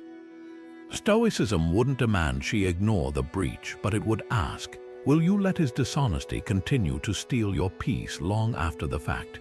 Forgiveness becomes an act of self-respect, a decision that their flaws won't dictate your future happiness. Critics might argue this philosophy lets offenders off too easily, but Seneca would counter that forgiveness is a gift you give yourself first. Research supports this. Studies on decisional forgiveness, choosing to release resentment regardless of the other's remorse, show lowered stress hormones and improved mental health. Like removing those rocks from your backpack, forgiveness lightens your load regardless of whether the other person notices or changes. Try this reframe today. Next time you're wronged, ask not just how could they, but what part of this pain is from the act itself, and what's from my expectation that they shouldn't have done it. That distinction is where Stoic forgiveness thrives. It doesn't erase boundaries or excuse harm. It simply acknowledges that people, like jagged stones, often cut not out of malice, but simply because no one smoothed their edges yet. And in that acknowledgement lies the power to walk forward unburdened. There's a subtle mental shift that can instantly diffuse frustration in relationships, a Stoic strategy so practical you'll wonder why no one taught it sooner. It's called the reverse clause, and it works like psychological shock absorption for those moments when people inevitably let us down.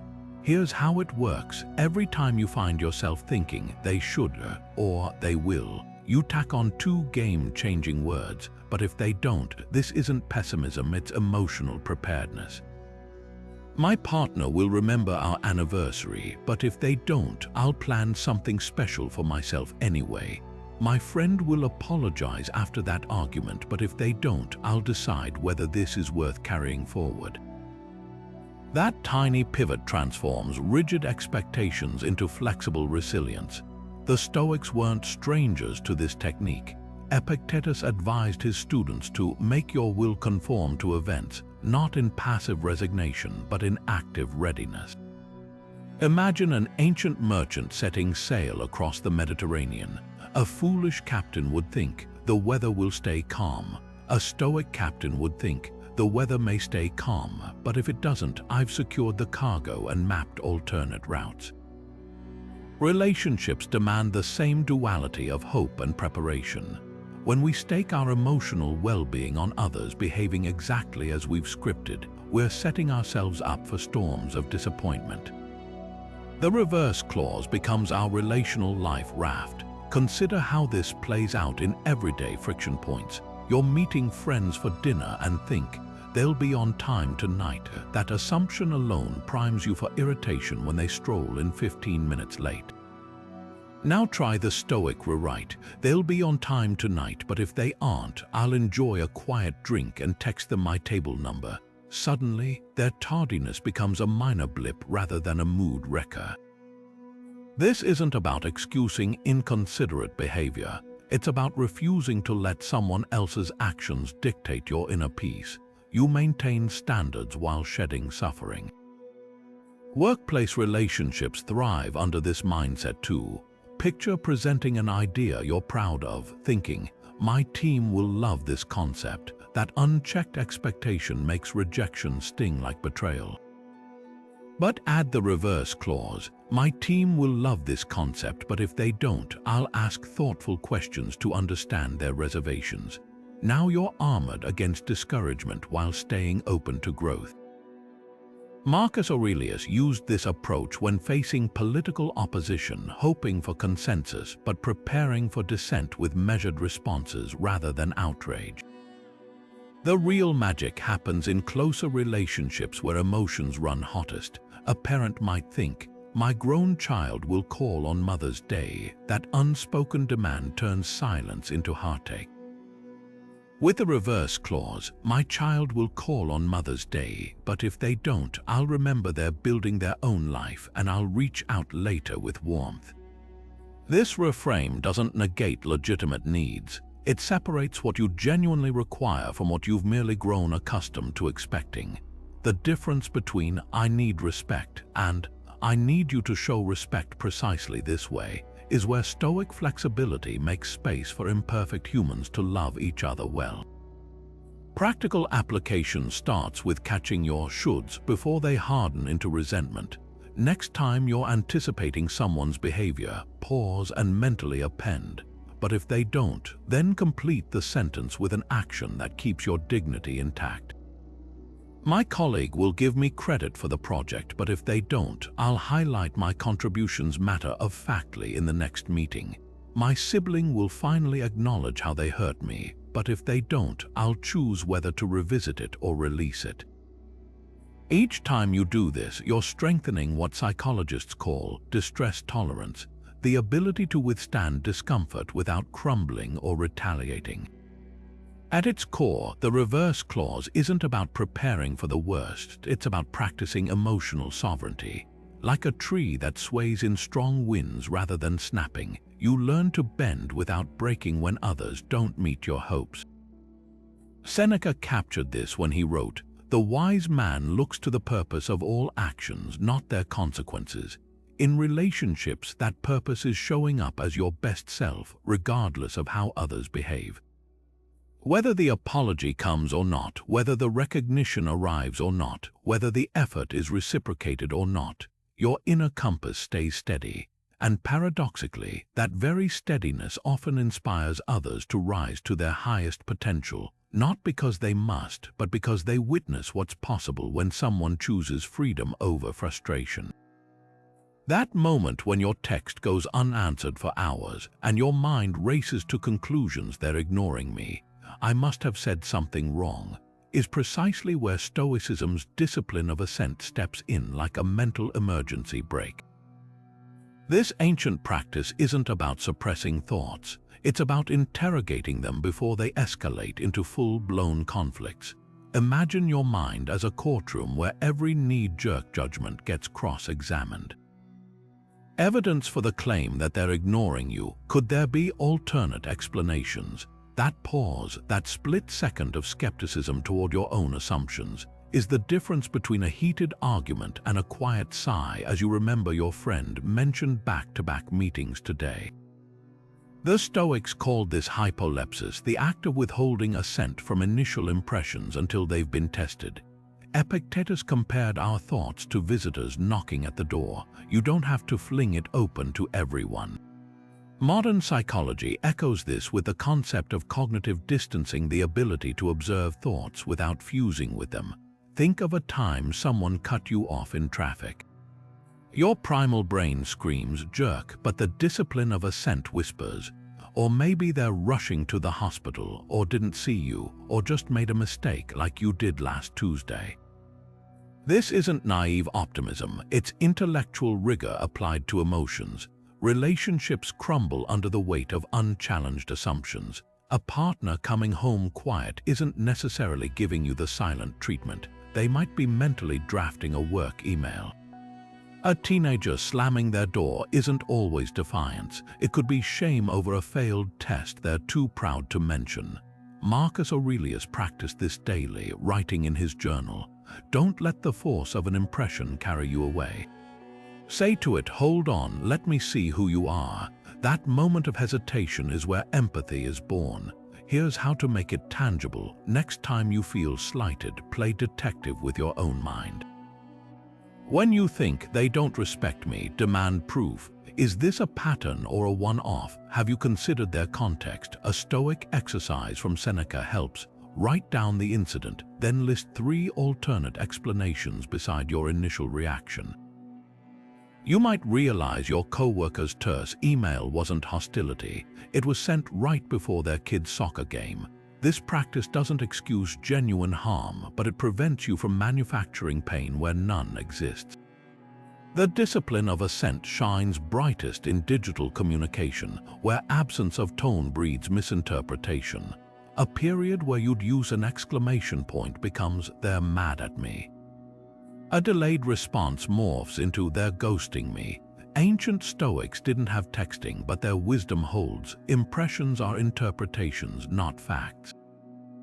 Before hitting send on that passive-aggressive "fine," ask, am I reacting to reality or my story about it? The space between those 2 questions is where most relational repair begins. What makes this discipline so powerful is its ripple effect. When you model thoughtful responses over impulsive reactions, others mirror it.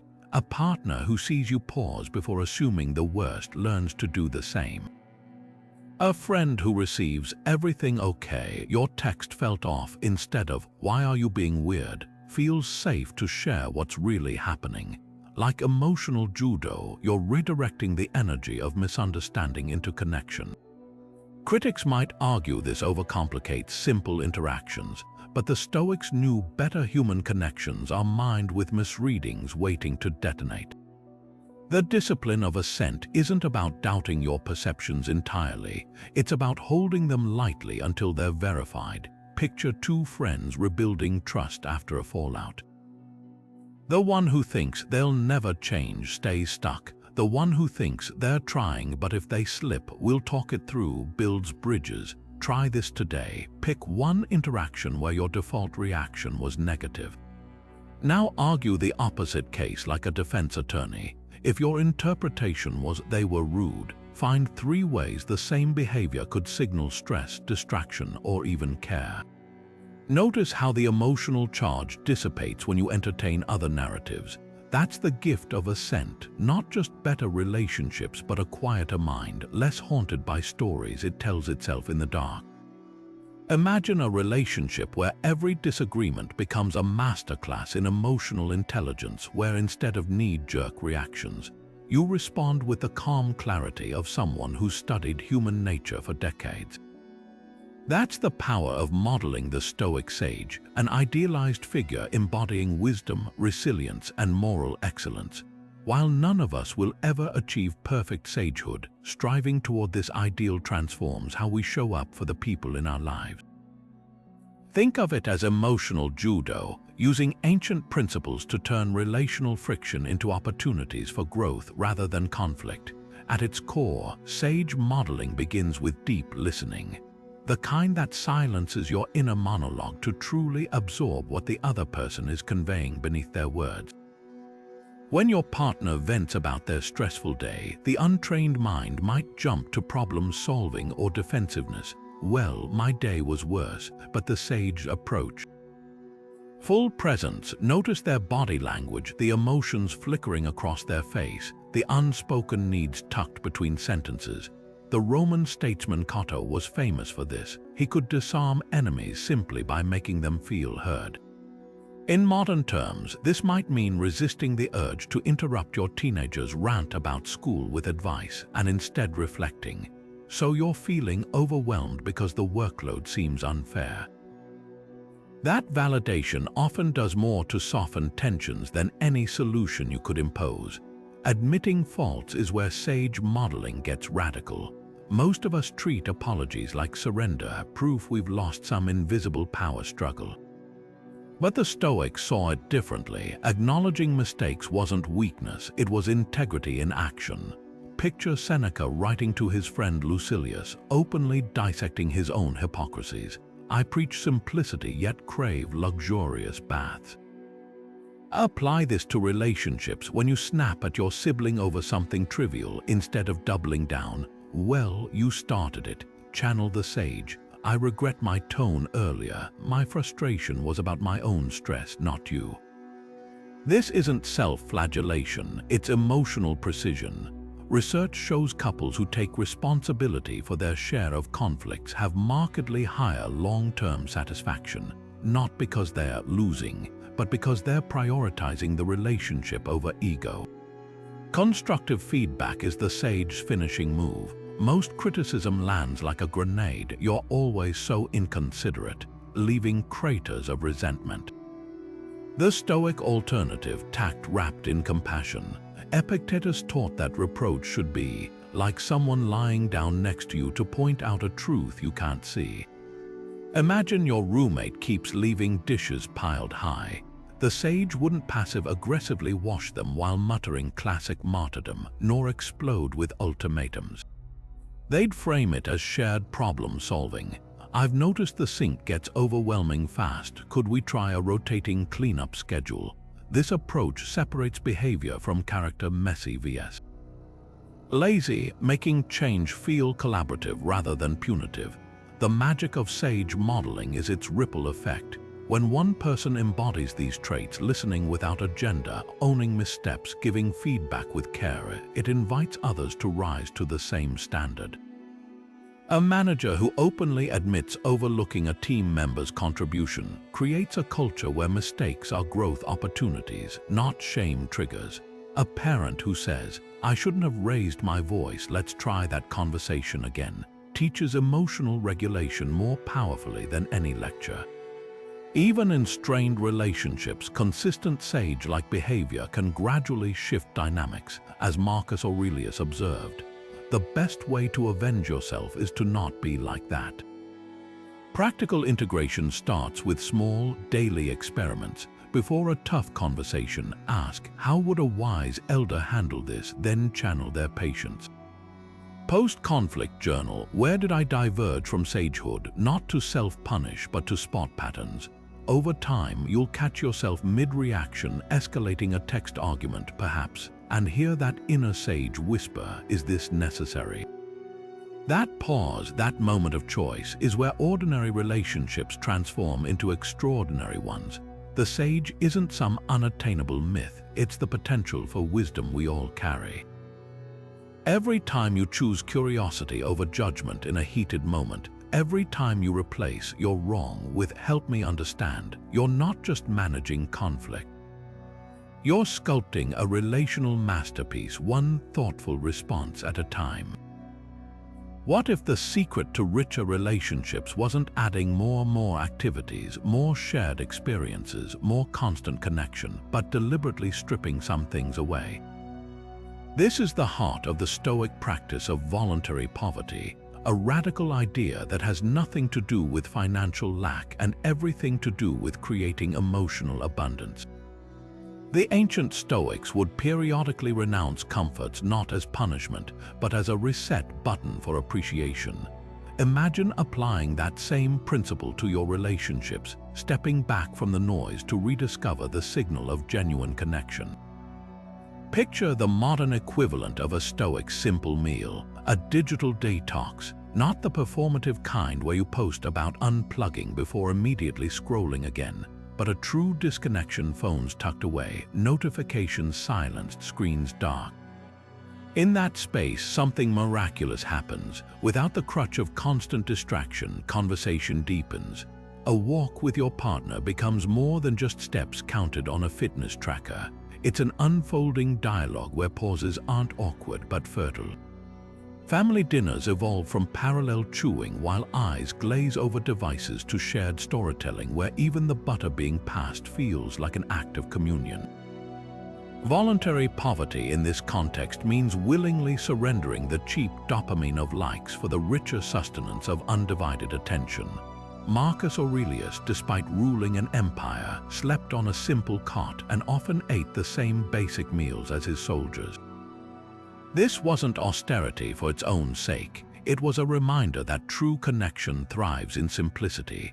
Apply that to modern relationships. When you remove the buffers of entertainment and convenience, what remains is the raw, beautiful vulnerability of being fully present with another human. Think about camping trips where conversations flow effortlessly around a fire, or power outages that turn into impromptu family game nights. These aren't accidents, they're proof that scarcity in one area creates abundance in another. The science behind this is fascinating. MIT researchers found that even the mere presence of a silenced phone on the table reduces conversation depth by 30%. Participants stick to trivial topics, as if subconsciously avoiding anything too meaningful for their divided attention. Meanwhile, couples who implement regular tech-free time report feeling more emotionally attuned, not because they're doing anything fundamentally different, but because they've removed the invisible barrier of partial presence. The Stoics would nod knowingly at these findings. Epictetus taught that by periodically removing comforts, we see the riches we already possess with fresh eyes. In relationships, those riches are often buried under layers of habitual distraction. Practical application starts with micro-renunciations. Try a poverty hour each evening where all devices go into a drawer, not as deprivation, but as an investment in richer connection. Notice how your child's stories lengthen when they sense your full attention, or how your partner's work frustrations reveal nuanced layers when you're not half-checking emails. Scale up to occasional analog weekends where screens are replaced with board games, cooking together, or simply sitting on the porch naming cloud shapes like you did as a kid. These resets aren't about rejecting modernity. They're about preventing convenience from eroding what makes relationships nourishing. The paradox of voluntary poverty is that it makes ordinary moments feel lavish. When you're not constantly comparing your relationship to curated social media highlight reels, a quiet Tuesday night making spaghetti together becomes its own kind of masterpiece. Seneca wrote letters about how his simplest days, reading by lamplight, discussing philosophy with a friend, were his happiest, not because they were extraordinary, but because his undiluted presence made them so. Your relationships carry that same potential. By occasionally stripping away the non-essential, you don't lose anything of value. You simply clear the clutter obscuring what's always been there. The profound gift of seeing and being seen, uninterrupted and whole. Every storm that rattles your relationships, the misunderstandings, the heated arguments, the silent treatments, carries hidden energy if you know how to harness it. Marcus Aurelius, the philosopher-emperor who ruled Rome through wars and plagues, penned a principle in his private journals that changes everything. The impediment becomes the way. At first glance, it sounds paradoxical. How could the very things blocking your path become the path itself? But in relationships, this mindset shift is revolutionary. Those tension points you've been avoiding or resenting, they're not just problems to solve, they're raw materials for building something stronger than before. Take a couple stuck in the classic emotional labor standoff. One partner feels burdened by managing household tasks, the other feels nagged. Most see this as a lose-lose scenario, but the Stoic reframe asks, what if this friction is highlighting a skill you've both been neglecting? Instead of tallying who does more, they might design a shared digital calendar with playful rewards for completed chores, turning a source of resentment into a collaborative game. That's the impediment becoming the way. The conflict didn't disappear, it became the catalyst for creativity. Marcus didn't just theorize this, he lived it. When traitorous senators plotted against him, he didn't purge them. He appointed them to advisory roles where their cunning could serve the empire. In your relationships, this might look like recognizing that your sibling's tendency to play devil's advocate isn't obstruction, it's stress testing your ideas. Or realizing your friend's chronic tardiness isn't disrespect, but an invitation to practice setting boundaries with warmth. I'm going to start the movie at 7:30. Feel free to join when you can. Obstacles stop being roadblocks when you start seeing them as signposts pointing toward growth areas you'd otherwise miss. The magic lies in the three-step Stoic pivot. First, name the obstacle, e.g., my partner shuts down during tough conversations. Next, identify the hidden opportunity. This reveals how much we both fear conflict. Finally, engineer a workaround, setting a timer for 5-minute emotional ventilation sessions where each speaks without interruption. Suddenly, the behavior you wanted to eliminate becomes the gateway to deeper emotional literacy. Even betrayal, the nuclear winter of relationships, can, with time and intention, forge unshakable honesty if both parties use the rupture to rebuild with new transparency. Science backs this ancient wisdom. Stanford researchers found that couples who view conflicts as problems to solve together rather than attacks to defend against have 40% higher long-term satisfaction. Brain scans show their nervous systems actually sync during disagreements, a literal embodiment of the impediment becoming the connective tissue, the key difference. Their focus isn't on removing the obstacle, but on how it's changing them. Like bones that break and heal stronger, relationships stressed by thoughtful friction often outperform those never tested. Start small today. Pick one recurring gripe, maybe your coworker's chaotic email style or your teen's monosyllabic replies. Instead of wishing it away, ask, what muscle could this train in me? The messy emails might become your chance to practice concise summaries. To clarify, our next steps are: the grunts from your teen could inspire a new communication experiment, texting them memes to spark conversation. The obstacle hasn't moved, but by shifting your stance toward it, you've uncovered a path forward you couldn't see while staring at it as an enemy. This philosophy reaches its zenith when both people adopt it. Picture two business partners clashing over creative direction. The Stoic approach wouldn't be compromise, meeting halfway on every idea, but synthesis. Your focus on data and my instinct for risk could make us unstoppable if we combine them instead of choosing between them. The impediment morphs into innovation's birthplace. Marcus Aurelius likely never imagined his battle-tested wisdom applied to modern workplaces or parenting dilemmas, but that's the mark of timeless truth. It adapts. Whether you're navigating marital spats or roommate disputes, the principle holds. The very thing straining your connection could become its reinforcement if you're willing to stop fighting it and start forging with it. What makes this more than just positive thinking is the active redesign it requires. Stoicism doesn't suggest passive acceptance, it demands creative engagement. The next time you hit a relational wall, resist the urge to backtrack or bulldoze. Instead, examine it like an architect studying a load-bearing beam. That argument about money, it's exposing values that need aligning. The frustration with a friend's flakiness, it's revealing mismatched expectations waiting to be harmonized. The wall isn't there to stop your progress, it's there to show you where to build a doorway. By now, you're starting to see the subtle power of this mindset. It's not about glorifying hardship or pretending hurts don't sting. It's about recognizing that relationships, like rivers, need obstacles, rocks, and bends to create their music. Without them, you'd have stagnation, not flow. Marcus Aurelius knew this as he faced daily threats to his empire and health. The obstacles weren't preventing his purpose, they were refining it. Your relationships hold that same potential. The very thing you thought was blocking your way might just be the material you need to pave it. Consider this scenario. You're mid-argument with your partner, voices rising, both of you entrenched in your positions. It feels like a battle to be won, doesn't it? But what if you could flip the script entirely, not by avoiding conflict, but by redesigning it as a collaborative workout for your relationship?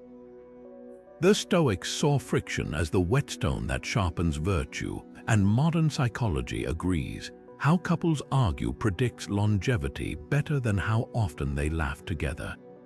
Here's how to turn your next dispute into a training session for deeper connection.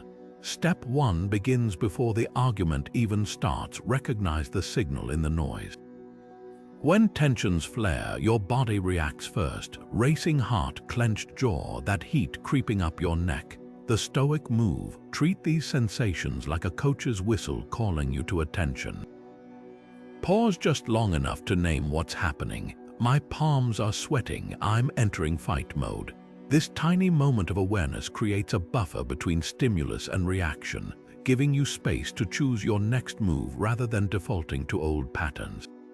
Imagine two friends arguing over vacation plans. One wants adventure, the other relaxation. Instead of doubling down, you always ruin the trip. The pause allows a shift. Wait, we're both just trying to recharge in our own ways. Now, relabel the conflict's purpose. Most arguments stem from competing solutions to the same problem, yet we mistake the solution for the problem itself. The Stoic exercise here is to write down the core need beneath each position.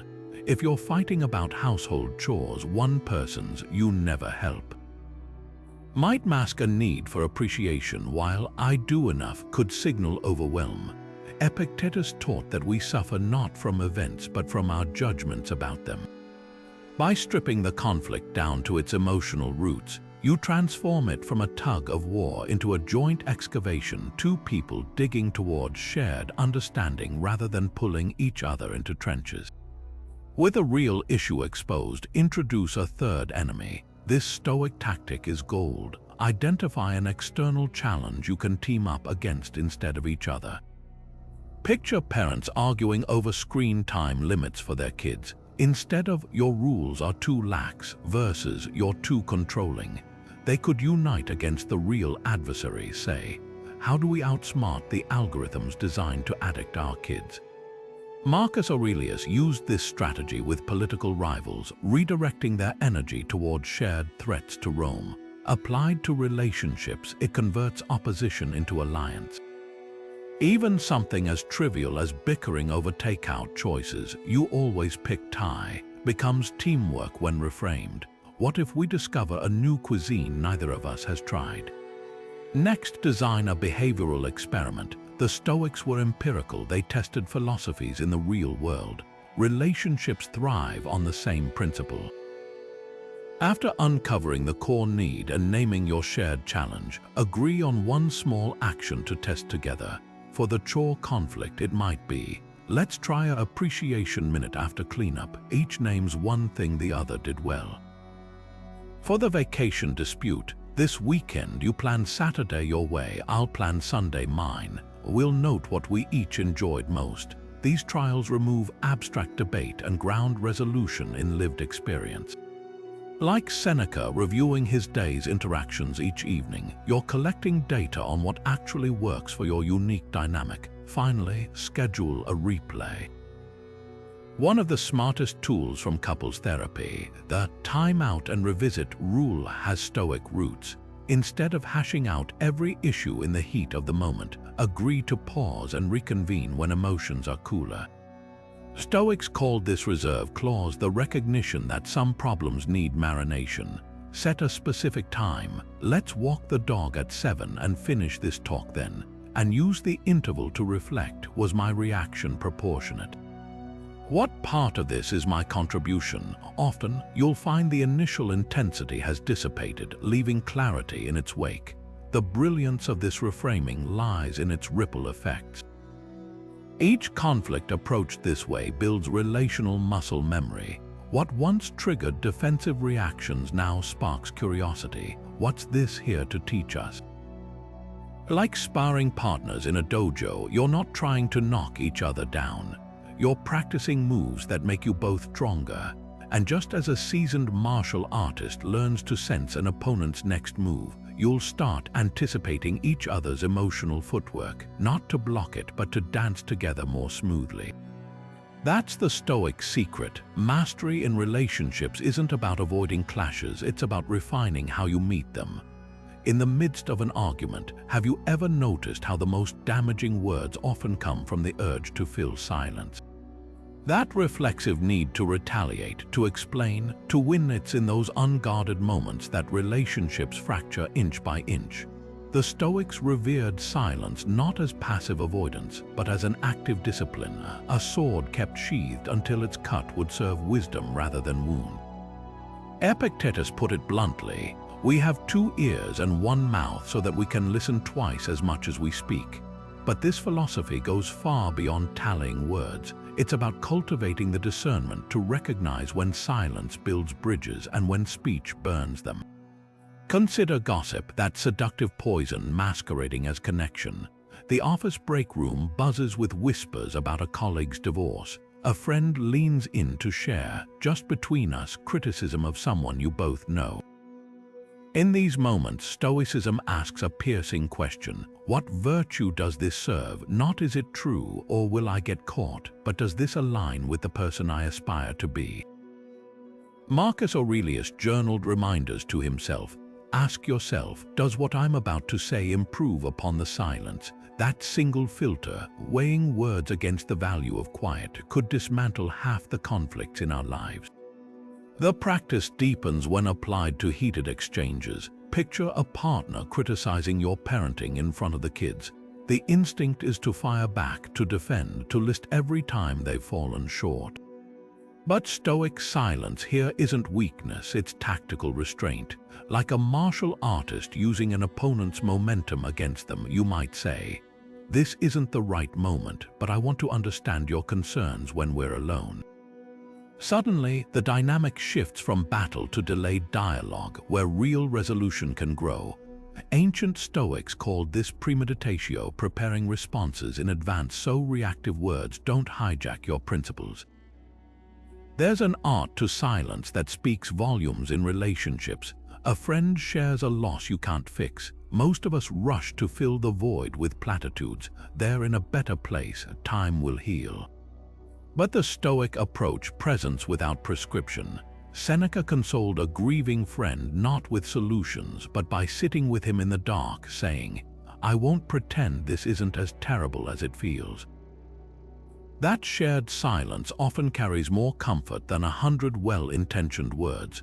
It says, your pain is safe with me, no polishing required. Digital communication magnifies the need for this discipline.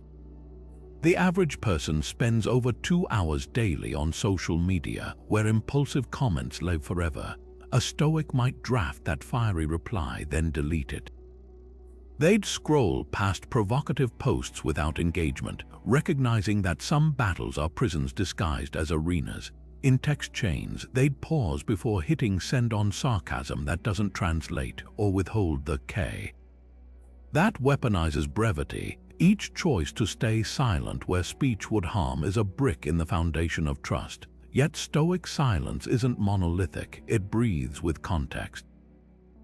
Zeno, the founder of Stoicism, taught that while fools speak to say something, the wise speak when they have something to say.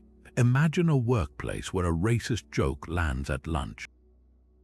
Silence here isn't virtue, it's complicity. The Stoic calculus shifts. Will speaking align with justice? Then words become not just permissible but mandatory.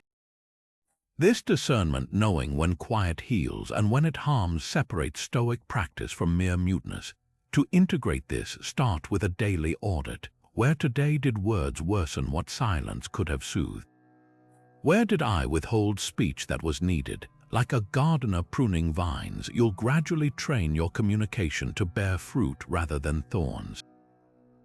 Relationships cultivated in this soil, where words are deliberate and silence respected, grow resilient against the storms of misunderstanding.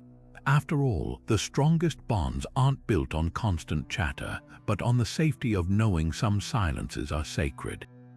The Stoics had a radical idea 2,000 years ago that still feels revolutionary today: the concept of cosmopolitanism.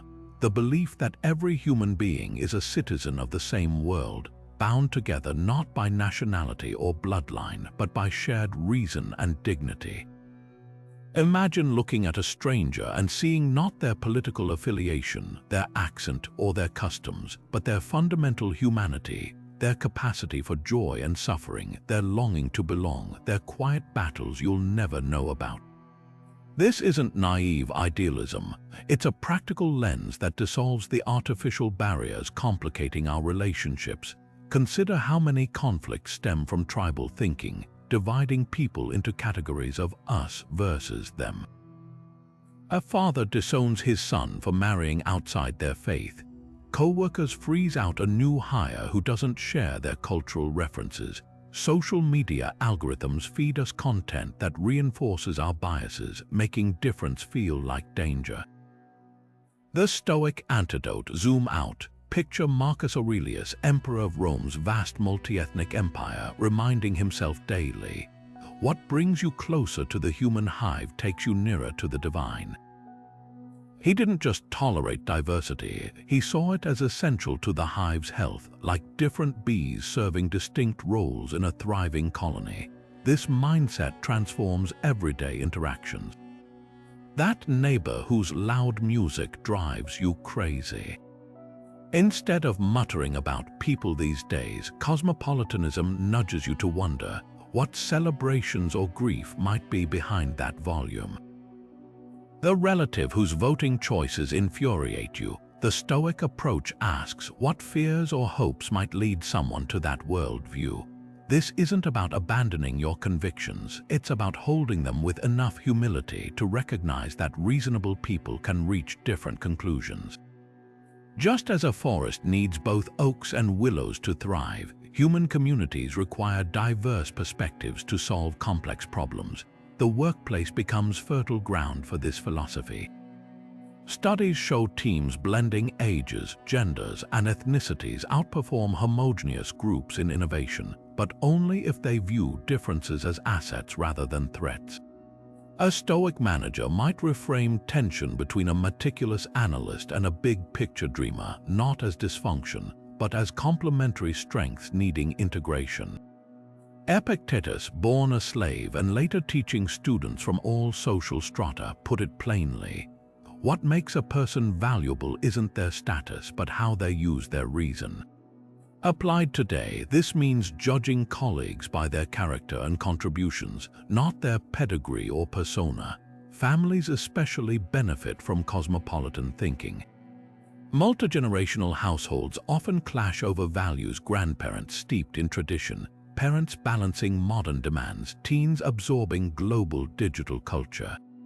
The Stoic remedy starts with curiosity. What core human needs underlie each generation's choices? A grandfather insisting on formal dinners might crave respect eroded in other areas of his life. A teenager glued to their phone could be seeking connection in the only language they know. Recognizing these universal longings beneath surface behaviors turns power struggles into intergenerational dialogues where everyone feels seen.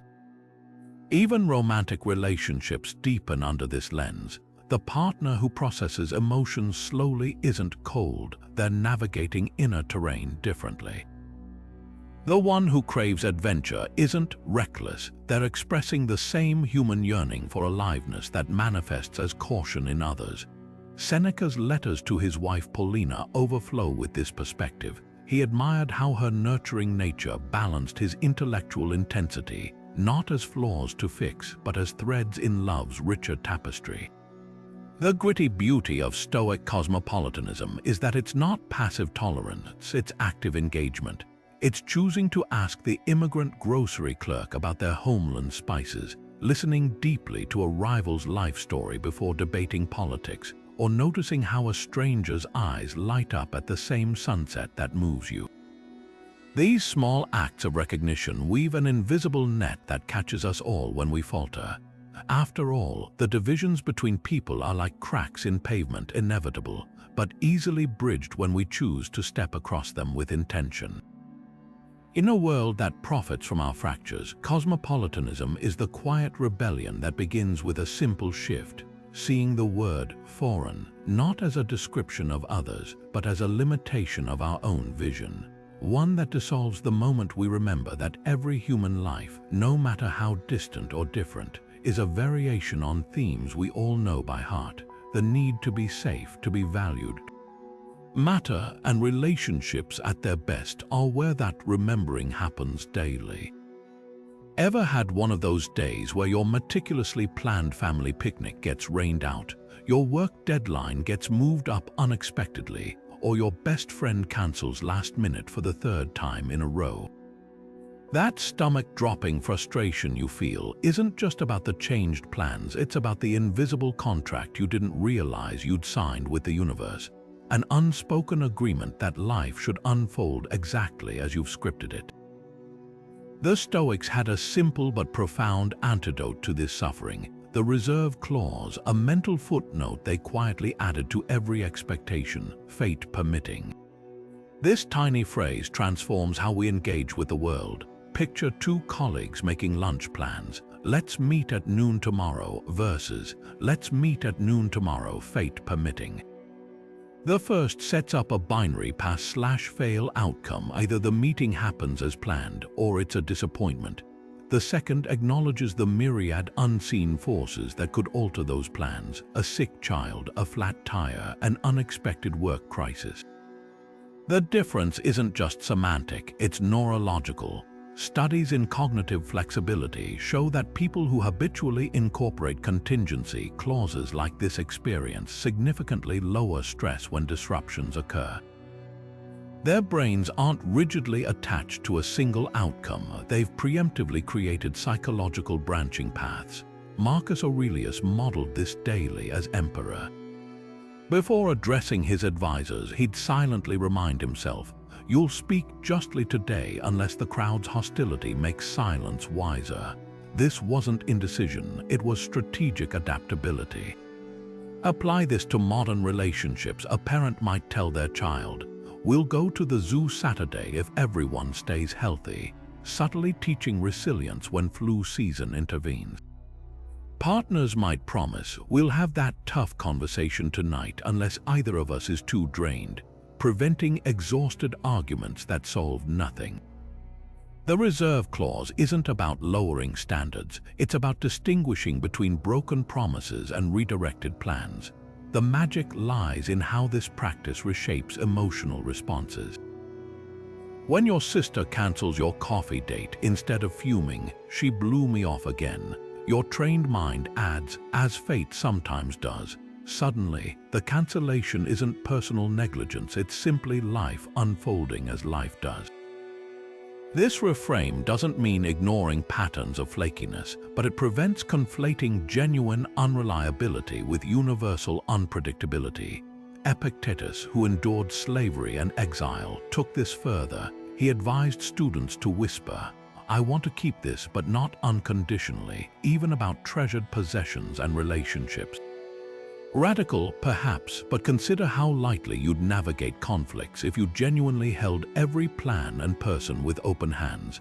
Practical application starts with small insertions into daily language. Tagging fate permitting onto weekend plans, work deadlines, even personal goals like, "I'll run 3 miles tomorrow if my knee agrees." Over time, the mental habit spreads to unspoken expectations. That your partner should intuitively know when you need support, or that your teenager should share your enthusiasm for family game night. These hidden shoulds are where the reserve clause does its most liberating work, revealing that much of our suffering comes not from life's interruptions, but from our secret conviction that we're owed an interruption-free existence. The true test comes when the clause activates when fate decidedly does not permit. Your flight gets cancelled, stranding you overnight in an airport, the traditional response. Grumbling, blaming the airline, obsessively checking rebooking options while blood pressure rises. The Stoic response, here's the fate-permitting moment I prepared for. This doesn't mean passive acceptance. You'll still queue at the service desk, but it strips away the added agony of, "This shouldn't be happening." Psychologists call this acceptance and commitment, a proven strategy for reducing distress in uncontrollable situations. The Stoics were there 2 millennia earlier, understanding that resilience isn't about preventing storms, but about adjusting sails. Where this philosophy shines brightest is in grief and loss. Modern culture often treats death as an outrageous violation of the natural order, despite its inevitability. The reserve clause, practiced consistently, gently prepares us. We'll have many more Christmases together, fate permitting. This isn't morbid. It's the deepest form of presence, heightening appreciation for what exists now precisely because we know it might not later. Studies on bereavement show that people who have subtly integrated this mindset experience less traumatic grief. not because they loved less, but because they'd already made peace with life's impermanence. Critics might argue this approach fosters complacency. Why strive if outcomes are uncertain? But the Stoics were relentless strivers. They simply directed their effort toward what they could control, their own actions and attitudes. The reserve clause isn't a disclaimer for laziness. I'll finish the project unless I don't feel like it.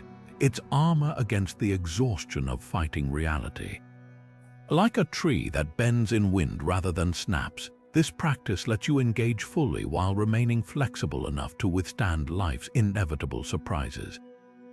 Try it today. Add the unspoken caveat to just one plan or expectation. Notice how it alters your emotional posture. Not clenched fists demanding life obey you, but open palms ready to adapt.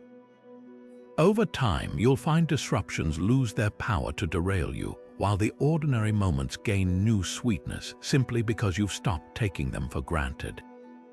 After all, the most beautiful sunsets often appear when original plans fall through, precisely because we finally look up from our scripts and notice what fate has arranged instead. We've journeyed through 25 Stoic philosophies together, each one a timeless tool for transforming relationships from battlegrounds into sacred ground. From embracing obstacles as teachers with Amor Fati, to sharpening self-awareness through the discipline of ascent, to finding freedom in the reserve clause's simple wisdom, fate permitting. But here's the truth: no ancient text will tell you these principles don't work as theories. They only come alive when you take one and press it into the clay of your daily life like a seal, leaving its imprint on how you listen, how you argue, how you forgive. So let's make this practical. Before this video ends, pause, scan back through these ideas and pick one, just one, to experiment with this week. Maybe it's negative visualization, taking 2 minutes each morning to cherish someone as if it's your last day together. Or perhaps it's the reverse clause, catching yourself the next time you think they should, and adding those liberating words, but if they don't. It could be as simple as journaling one friction point each night, dissecting it with Seneca's precision to uncover what's yours to carry and what's yours to release. The Stoics weren't philosophers in ivory towers. They were warriors, emperors, slaves, mothers, all testing these ideas in the messy reality of human connection.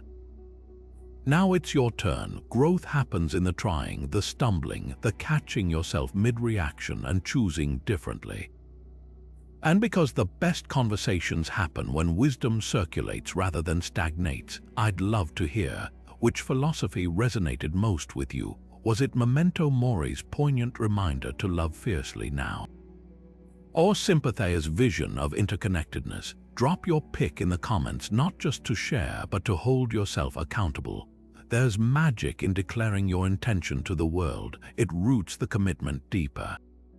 Remember, Rome wasn't built in a day, and neither is any great relationship. But every time you choose presence over pettiness, curiosity over criticism, or resilience over resentment, you're laying another stone on the path toward connections that don't just endure but flourish. The tools are in your hands now, the rest, fate permitting.